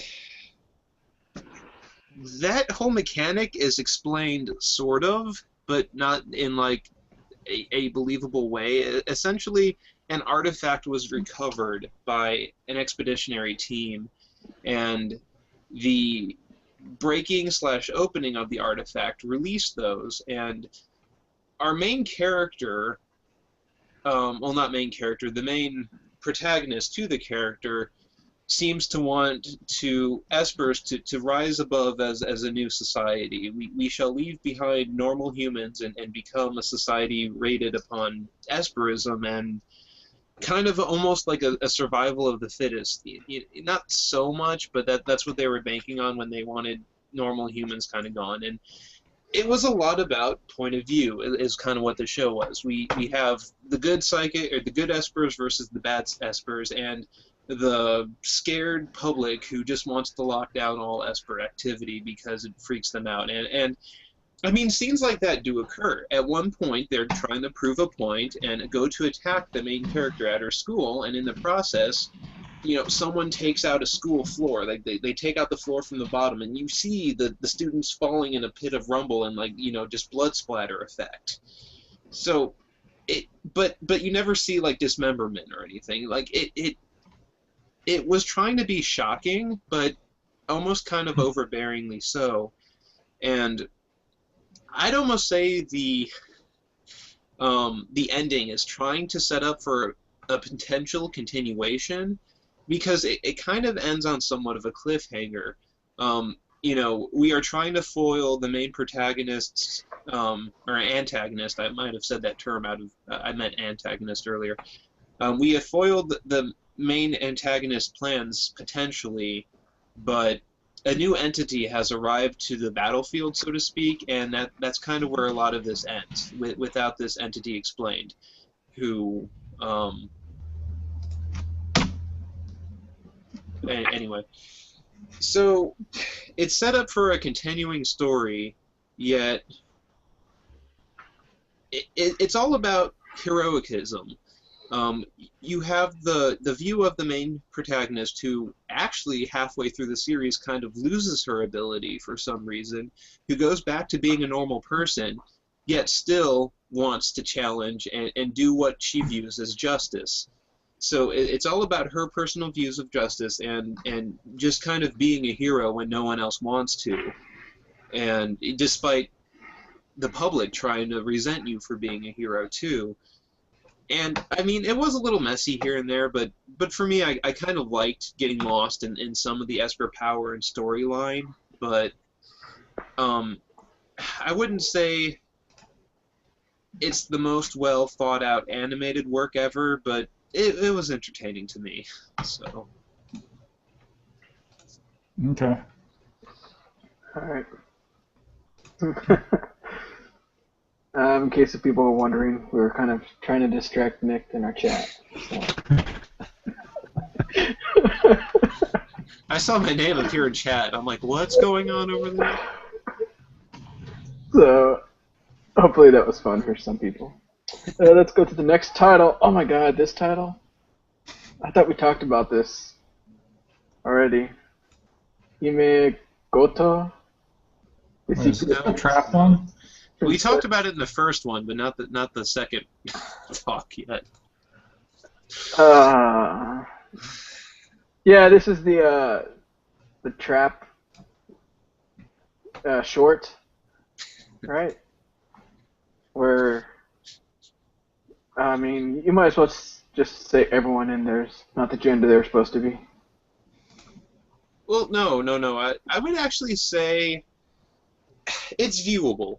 In my opinion, it was funny. It's a comedy that aims at traps and fan service, and how when a trap is so convincingly attractive, anybody's willing to, oh, traps are cool, actually. I thought I would not like this, but I'm getting into this mindset.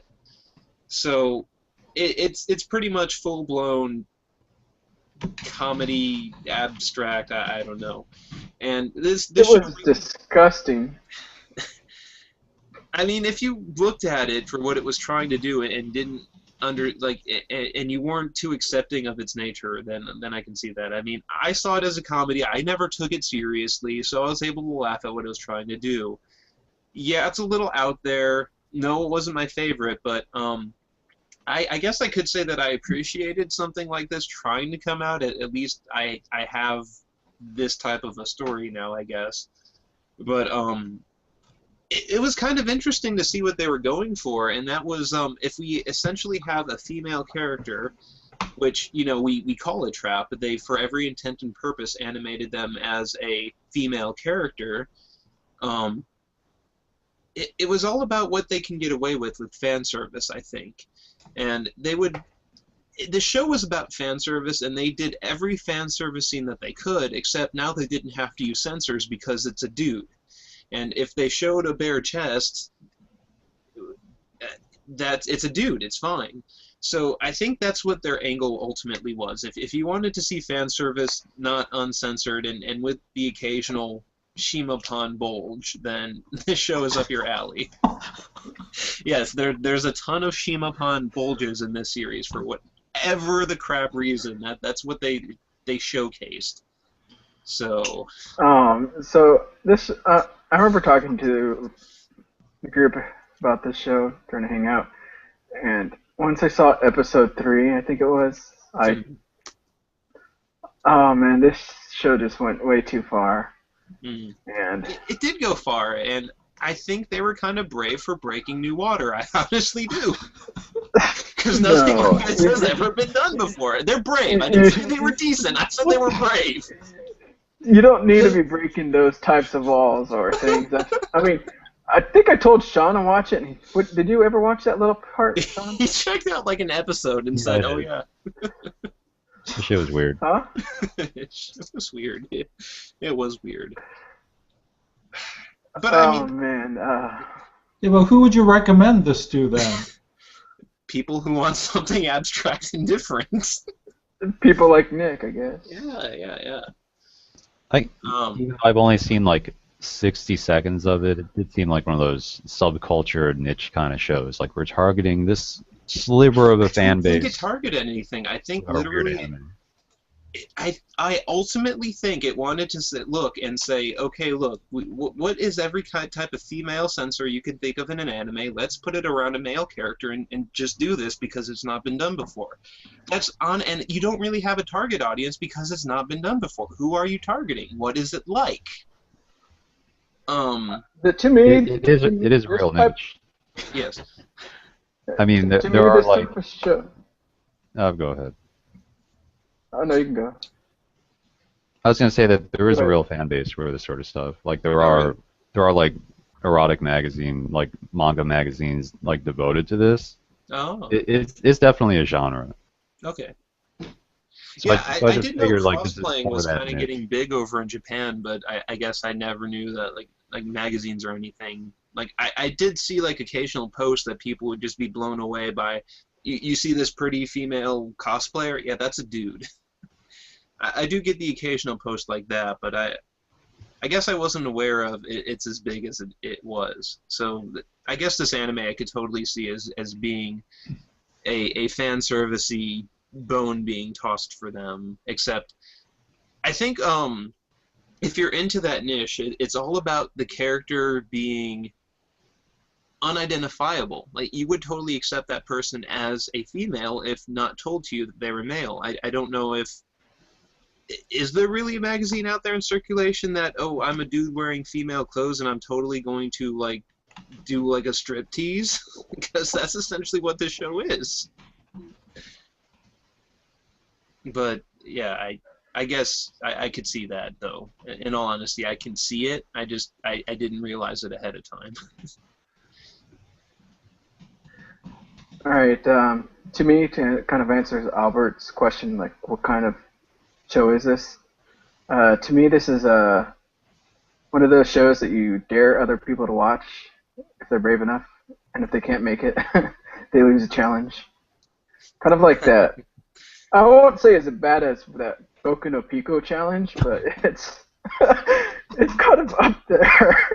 It's like it, but it doesn't include that whole gay connotation. Like the characters are forced through this, and they're not happy, and they're not necessarily having like a male interest. So, well, one character is forced to it. The other two, I never their reasoning was never explained. I gotta say, maybe you could, like, if everyone watched this thing all the way through, one charm point that this series might have is what was your worst scene? Like, what could you just not stand? What did you like the least? Like, what just blew your mind as what just happened? And for me, that would be that yukata scene, because that was... You know what? Just for fun, when I go back to my home place, I'm going to show this to a few people and just do a reaction video and put it up online. And, yeah, a reaction video would be nice. This is one of those shows that you got to live for the reactions off another. You probably don't want to watch this by yourself. Watch it with a group, just so you can see how everyone else reacts. Yeah, I could totally see this being like played in the 18+ con rooms and just like blowing the minds of the audience. Like that is what this thing is a gem for. It's a short, so it won't take long to get through.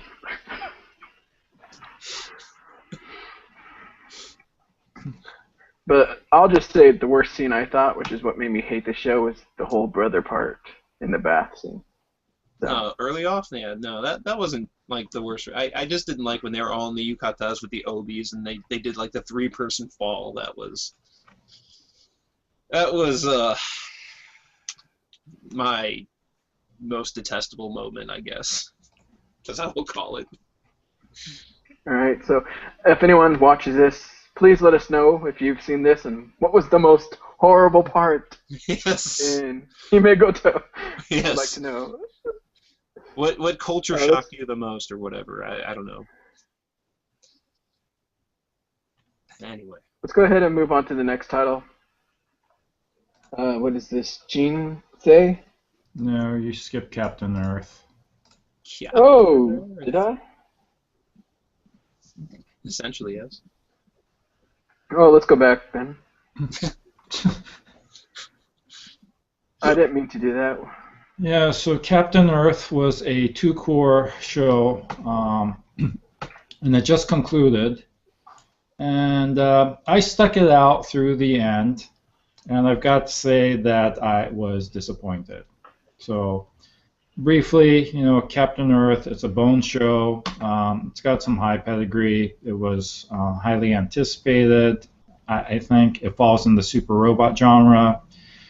Daichi, that you see here in the white pilot suit, starts working for the piloting a giant robot called the Earth Engine. Yeah, Earth Engine, to protect the Earth from an invading alien force known as Kilt Gang.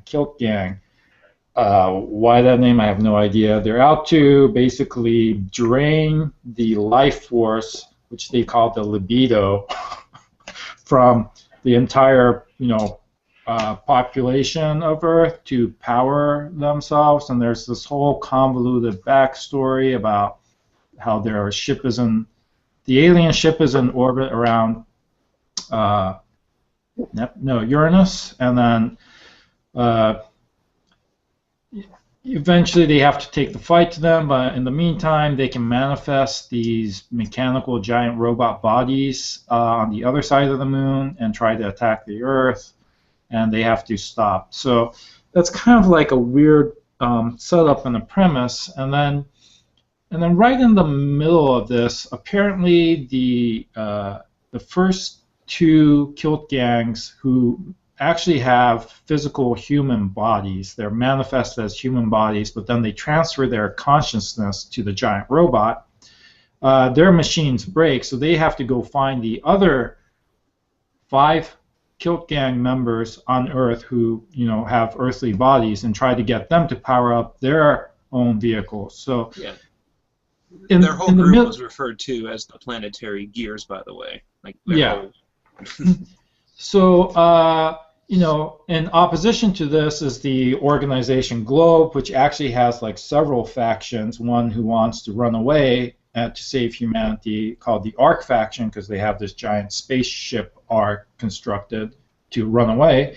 And the other faction is called the, I forget, which Daichi belongs to. They want to, halt the invasion. I think the organization who wants to do the Ark faction is called that, but I don't. Or no, never mind. I was thinking of the term Salty Dog, but they. Yeah, Salty Dog is the overseers. But anyway, it's fairly convoluted. The story just kept getting more and more convoluted. Then there's this whole, the team calls themselves the Midsummer Knights. The planetary gears, the fact that there's 7 of them, it all harkens back to like Shakespeare's Midsummer Night's Dream, right? Because there's 4 main characters, 2 male, 2 male, 2 female, and all of this seems like they take names from that play. Oberon is one of the kings of the fairies. So you think that it's grounded in some sort of maybe the Shakespeare myth, and I actually went back and reread part of that Shakespeare and was thoroughly disappointed because it clearly has nothing to do with the show. Okay, so you have this first arc of, okay, we're trying to halt their, we've got to stop these aliens, and Daichi ends up being a likable character, I think. He's not, whiny and a crybaby that so many heroes of late have been since Evangelion. And, he comes off as the old school super robot, let's get this done, I'm going to, save Earth kind of guy.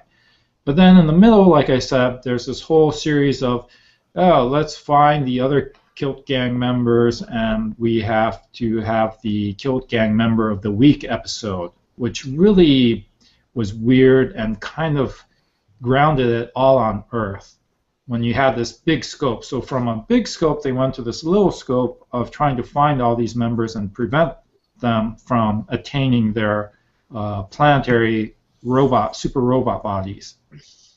And then in the last part of the arc, they go on the offensive, and they're going to try to destroy their spaceship Oberon. Right? if I could interject just a little bit to expand upon that whole Earth chapter. Sure. We see a temporary break in the typical robot action, because instead of the super orbiting robots, each robot was like a two-part robot for the good guys, the Earth Defense, whatever, the Captain Earth, we'll just refer to it as. And one robot launches up into space to get its big form, but that robot is still a mobile thing on Earth.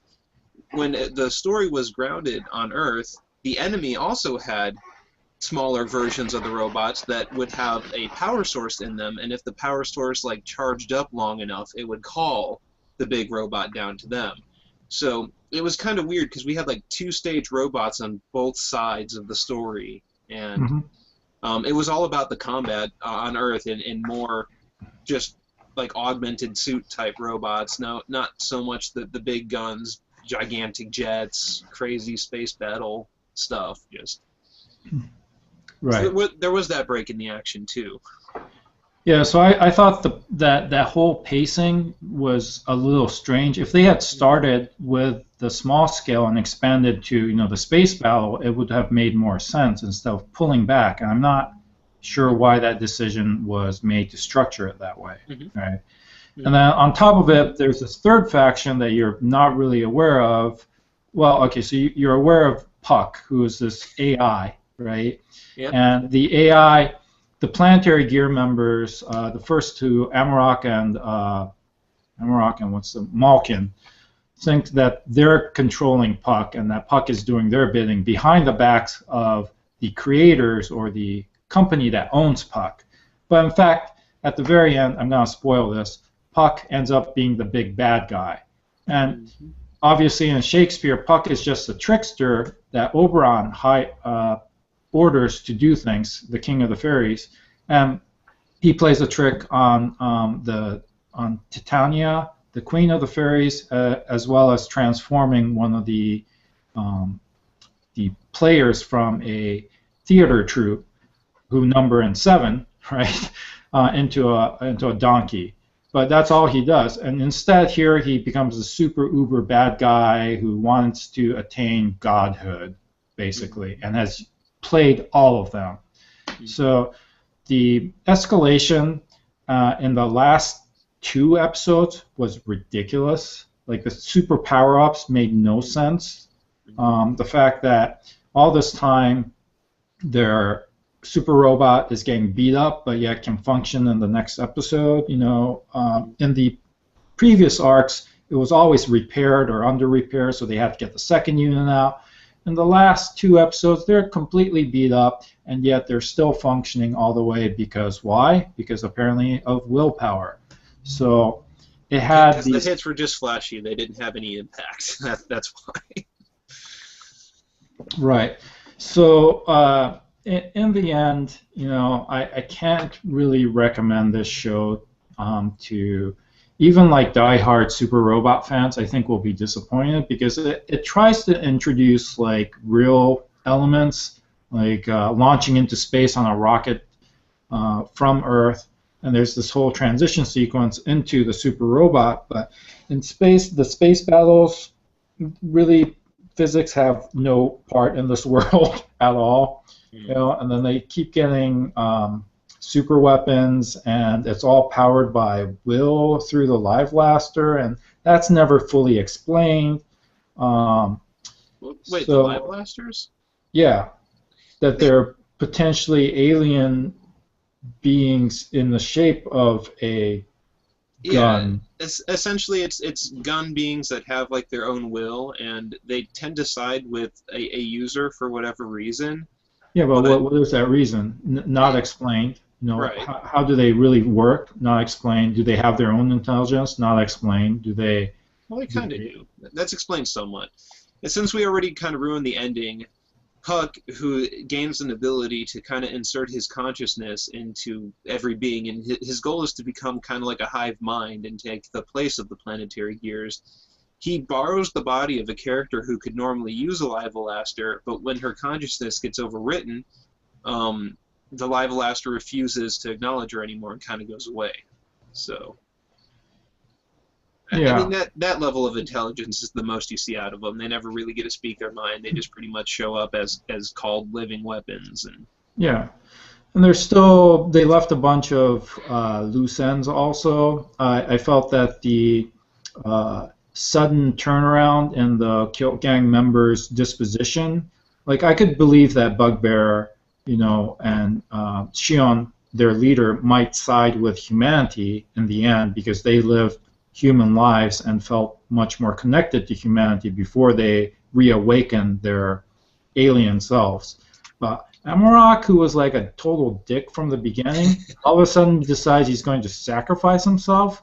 That's like convoluted storytelling and had no character development. So I I can't recommend this because I thought the characters were poor, the story was poor. It is very pretty, and it has scenes like this, which is one of the final scenes, which I did like, but that again does not pull off a good anime. And right. for a two-core show, this was pretty disappointing.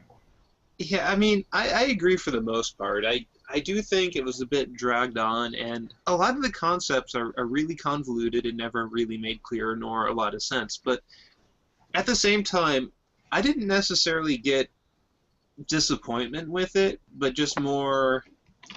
I was just kind of complacent with it. Like, I kind of look back at it all and say that was one heck of a long series, but I don't regret watching it. There are some charm points that it had that pulled through for me. Just its whole story, I agree, would not be go check this out. It's really an amazing show. So,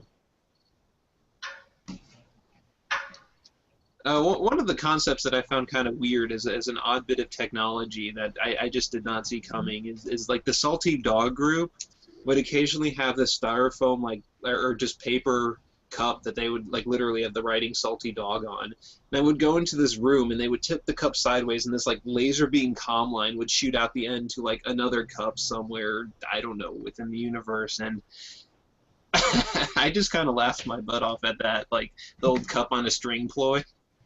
Yeah, again, it doesn't make any sense. There are so many things that make no sense, and how come, like, Salty Dog had this super weapon towards the end that came out of nowhere from far out in orbit. How does that work? Again, right. Super robot. So you don't need an The explanation. punches came from nowhere. They weren't really explained, but I mean, the series, while it's not necessarily endearing, I still enjoyed it somewhat. So it's nothing like Glass Lip, at least. Yeah. And on that note, I think we're done. Unless someone else has something to say. I don't think so. Okay. So that'll be it for today. Thank you guys for joining us. I don't know if you guys want to have anything to say. I think for the rest of the titles, it's mostly just Nick. Maybe Sean has seen two other titles, so I don't think we'll have a big group tomorrow or next week. But well, maybe Tripoli seen some here and there. Looks like. Yeah, I did want to talk about the two Fujoshi things that I actually watched. Oh, really? Is that Bakumatsu Rock and? Nah, I didn't actually watch more than like 3 episodes of that. It's Free and Dramatical Murder.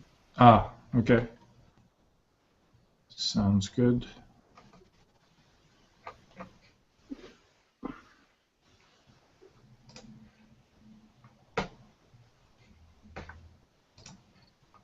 all right, so we'll continue. I think what was it next week, right? Or were you saying you wanted to talk about that right now? I'm available. I could keep going. Because it's kind of like the leftovers, right? Is what we have left. Yeah. Like Here's Free real quick. Yeah, why don't you do Free and then we can wrap up. Yeah. Okay. I'm not going to be real detailed with Free. Maybe Nick wants to, but it didn't really show me anything new. It kind of felt like mostly a redux of the first series, and it was similar in that the beginning is kind of interesting, kind of exciting, you know, because it's free and there's not too much anime like that, and the swimming animation is really nice. And then the middle of the series is really fucking boring because I don't know, just because like the drama has yet to really get going, and then the last part of the series is pretty exciting because it gets into the swimming tournaments and everyone's got these like high stakes and you know the drama's at full gear. Wait. So you're saying this is a swim club that actually swims? Yeah, They I mean, swam more in the first season, but I know. I'm joking. I got you. but yeah, it's a straight up like bite-sized sports anime, right? Like that's basically the main appeal of Free to me.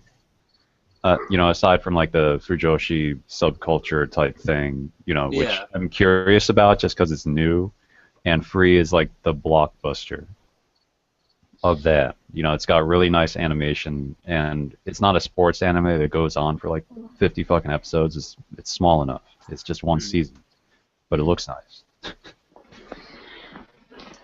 Yeah, I gotta say I kind of agree and disagree. I like the first season much better, and I almost would have rather not have picked up the second season if I knew it was going to go the way it did. The underwater swimming, I thought, like you said earlier, I didn't find much of a preference for because they had that whole, like, we're going to be breathing underwater. It's like, That shit's weird. yeah, like these characters are swimming underwater, but they're... Yeah, and that doesn't make me feel good. That makes me think of like suffocating. Right. And I didn't like how it got slow, but I will admit my interest did perk up in the last bit of it, like, especially with the Australian episode, which is like super special. That was the highlight. Yeah. There's an episode where they go to Australia and they meet a bunch of Australians and they really sound like they're Australian. Like they cast some real Australians to play the Australian people, and that was really cool. Yeah. Nice. The whole Australia trip is what made me actually think this whole series was worth it, and then the tournament the next day episode was fun too. But the Australian thing is like the only thing that really redeemed this for me. The opening endings I didn't really have as much fun with as I did the first time around. Like, I really loved the ingenuity of the ending, and the opening was catchy, and this time I didn't really find a preference towards either, so... Mm-hmm. Yeah, the first season was better because I guess it was a little more focused, and also because it was the first season, and by the time you get to the second one, it's mostly like redux. Like, I've seen all this before. Mm. So, you know, the novelty value is diminished. Mm. But yeah, that's Free. It's tolerable. I really did end up liking how the name Eternal ended up in the title. I thought it fit the series kind of perfectly, the second season here. Because it did get a little draggy. All right. Move on.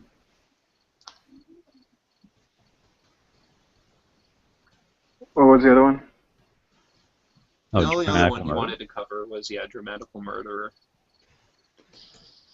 Dramatical. Give me like 10 seconds. 'Cause the premise is just so weird. I have to like read this off of the page. So, in the future, on a small Japanese island, a city-sized amusement park for the super elite displaced its original residence into a slum.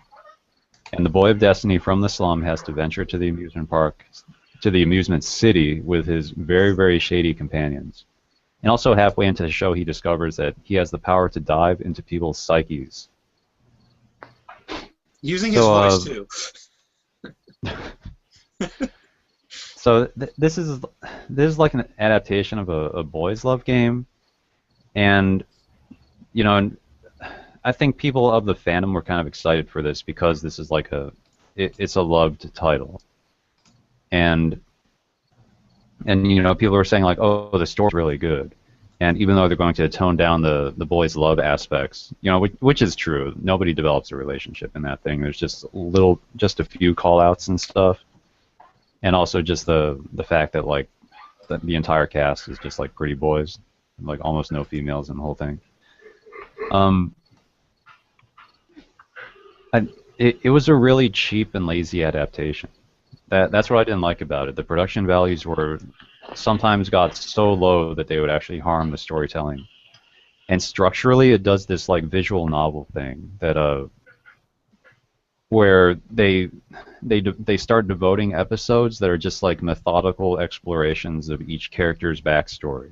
You know, just in this almost systematic way, because he has this power to like dive into their psyches. So he just has an excuse to do that at the beginning of every episode, and he does. And then he gets to sort of view their history, and I don't know, it gets really lazy because it feels forced and unnatural. It's sort of like they had a sheet of like, here's the cast and here's their backstories, and okay, we're going to adapt this sheet, this like character cheat sheet. We're not going to try and weave it into an exciting story. Like, I don't know. It was just like structurally really disappointing. Like I just find that structure to be really lazy now. And it was okay when they did it in like Steins Gate, because that was just like a little part of a much like longer series. But in Dramatical Murder, it was basically the entire second half, and it just like killed all the. There was hardly any tension in it. And you know, I was like barely invested in these characters when they started diving into them. So like barely cared. So I don't know. I think only people who have played the game would get something out of this anime. I'm kind of I sort of want to know how the original game was structured. Like, was it structured that way, or is it like, does it branch and you can have relationships to all these characters, and you know you have to reload your save if you want to see them all. Mm-hmm. But yeah, that adaptation is just really lazy. Yeah, like I would almost rate it about as good as Glasslip, except we're not like the target demographic here, so Glasslip was probably better actually. At least it kind of tried to make sense about some things. Yeah, But probably yeah, a better production value. yeah, Dramatical Murderer ended up all being about that one Amusement City dude's goal for complete and utter mind control on every level. Sound, audio, visual.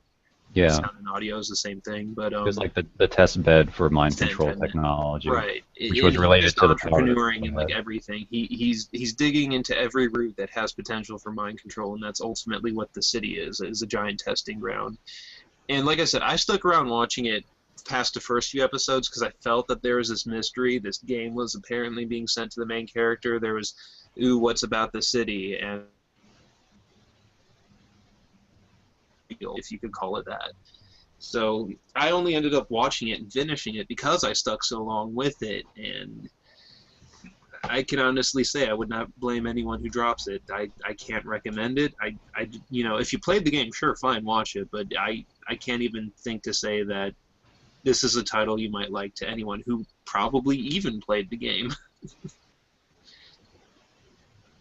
Yeah. Worst off is the openings and endings were so bad that I can't even find interest in that. The usual redeeming point of at least this is over, I get this awesome song now if I didn't like the episode. That wasn't true with this series. I think somewhere within that, like there was a cool story there. There was a potential for a cool story, but they didn't actually make one. It just sort of felt like you were looking at the raw source material or something, or just like the components of what could have been a cool story, but they're just showing you the components. Right. They don't actually assemble it into something that's exciting. So yeah, I mean, by like episode 8 or something, like if I was just watching it for myself, or I don't know, like if there was no anime talk, I would have stopped watching it. But for the sake of anime talk, I actually watched the rest. Yeah. Because I knew the show was bad, but I wanted to articulate. I wanted to be able to articulate, like, why does this suck? Why is it unsatisfying? Like, even though it has all these cool things going for it. It has, like, cool character designs. The cyberpunk stuff is pretty unique. You know, and it also has for the time being, I'm kind of attracted to these boys love things because it's like a new and novel subculture, and I want to be able to like sort of understand the tropes of it. But yeah, therefore I force myself to watch things like Dramatic Murder. Well, I wish you luck in that venture, good sir. But the only other kind of boys love centric story I've ever, not even boys love, it actually had an heroine, was that Star Wish thing that came out that I only watched like the second season of because I didn't even know there was a first, nor did I go back to watch the first. Wait, the what? What is that? The Uta Prince, that was it. Oh, Uta Prince, yeah. 2000%, because that was like the second season. That's like the only thing, with the demographic of Yeah. Fujoshi that I have watched, or not even Fujoshi, because that's I just guess the it's just normal- like Otome game. yeah, kind of yeah. stuff. That's the only thing that I've had, and Dramatical Murderer has not impressed me. I mean, heck, with Boys Love, a title that we're gonna get to next episode. What was that? Love Stage. Yeah, I was gonna call it Love Story. I just couldn't remember the S. Love Stage is a little bit better in that aspect of being a boys' love story. It's probably better than Boku no Pico, but I have not watched it. But again, we're gonna get to that later. I think the funny thing about Boku no Pico is that it was actually made for a male demographic. It's not. Oh, really? Yeah. Oh, wow. I read this like weird article that someone wrote about the guy who like created and pitched Boku no Pico. It's weird. Boys will love this, I swear. Yeah, it's for a guy demographic, and I also suspect Hinagoto is also, for guys. Understandable. All right, let's go ahead and put this show to an end. Thank you guys for watching. Thank you, Albert, Nick, and Sean. Mm-hmm. And that's it. Join us next week as we continue on. Probably just Nick and I. Anyone else can join just to hear, make fun of for the rest of the titles. But We we'll have, probably like, be on going and through it real off quick. viewers, but like no consistent ones. But I might actually And, have to put together like a lot of material just to adequately represent the series. Which one? The rest. Oh, The rest of the titles, yeah. We will be getting ready to do our fall lineup after 3 episodes have released. At least for most of them, hopefully. And also, I kind of want to do a special on the week of Halloween to get titles for that you would think would be Halloween themed.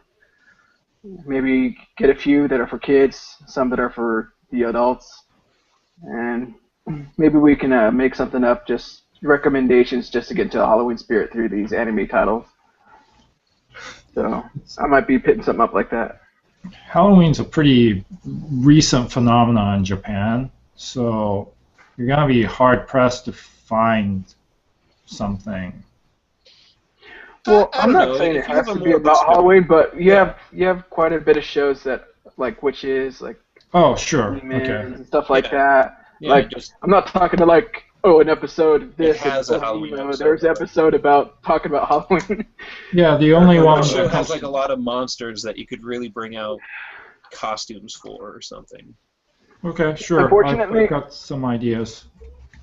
Unfortunately, I don't think there's any animes that are actually scary, but there are some that we could say are themed for that you could use for Halloween. Certainly bloody and censored, right? I mean, like Tokyo Ghoul. This So- Halloween, we want to see heads roll. Yeah. The only one that anime I can think is actually set like on Halloween is Cowboy Bebop movie, because that's a big Mars parade. It's a Halloween parade. Hmm. Yeah. So So yeah, we can get all that stuff, and then we'll have a little special the weekend before Halloween. sounds So I'll let you good. guys know about that. And if you guys who are watching want to join us on Anime Talk. We post all our events, and let us know you want to join in the conversation. Thank you for watching.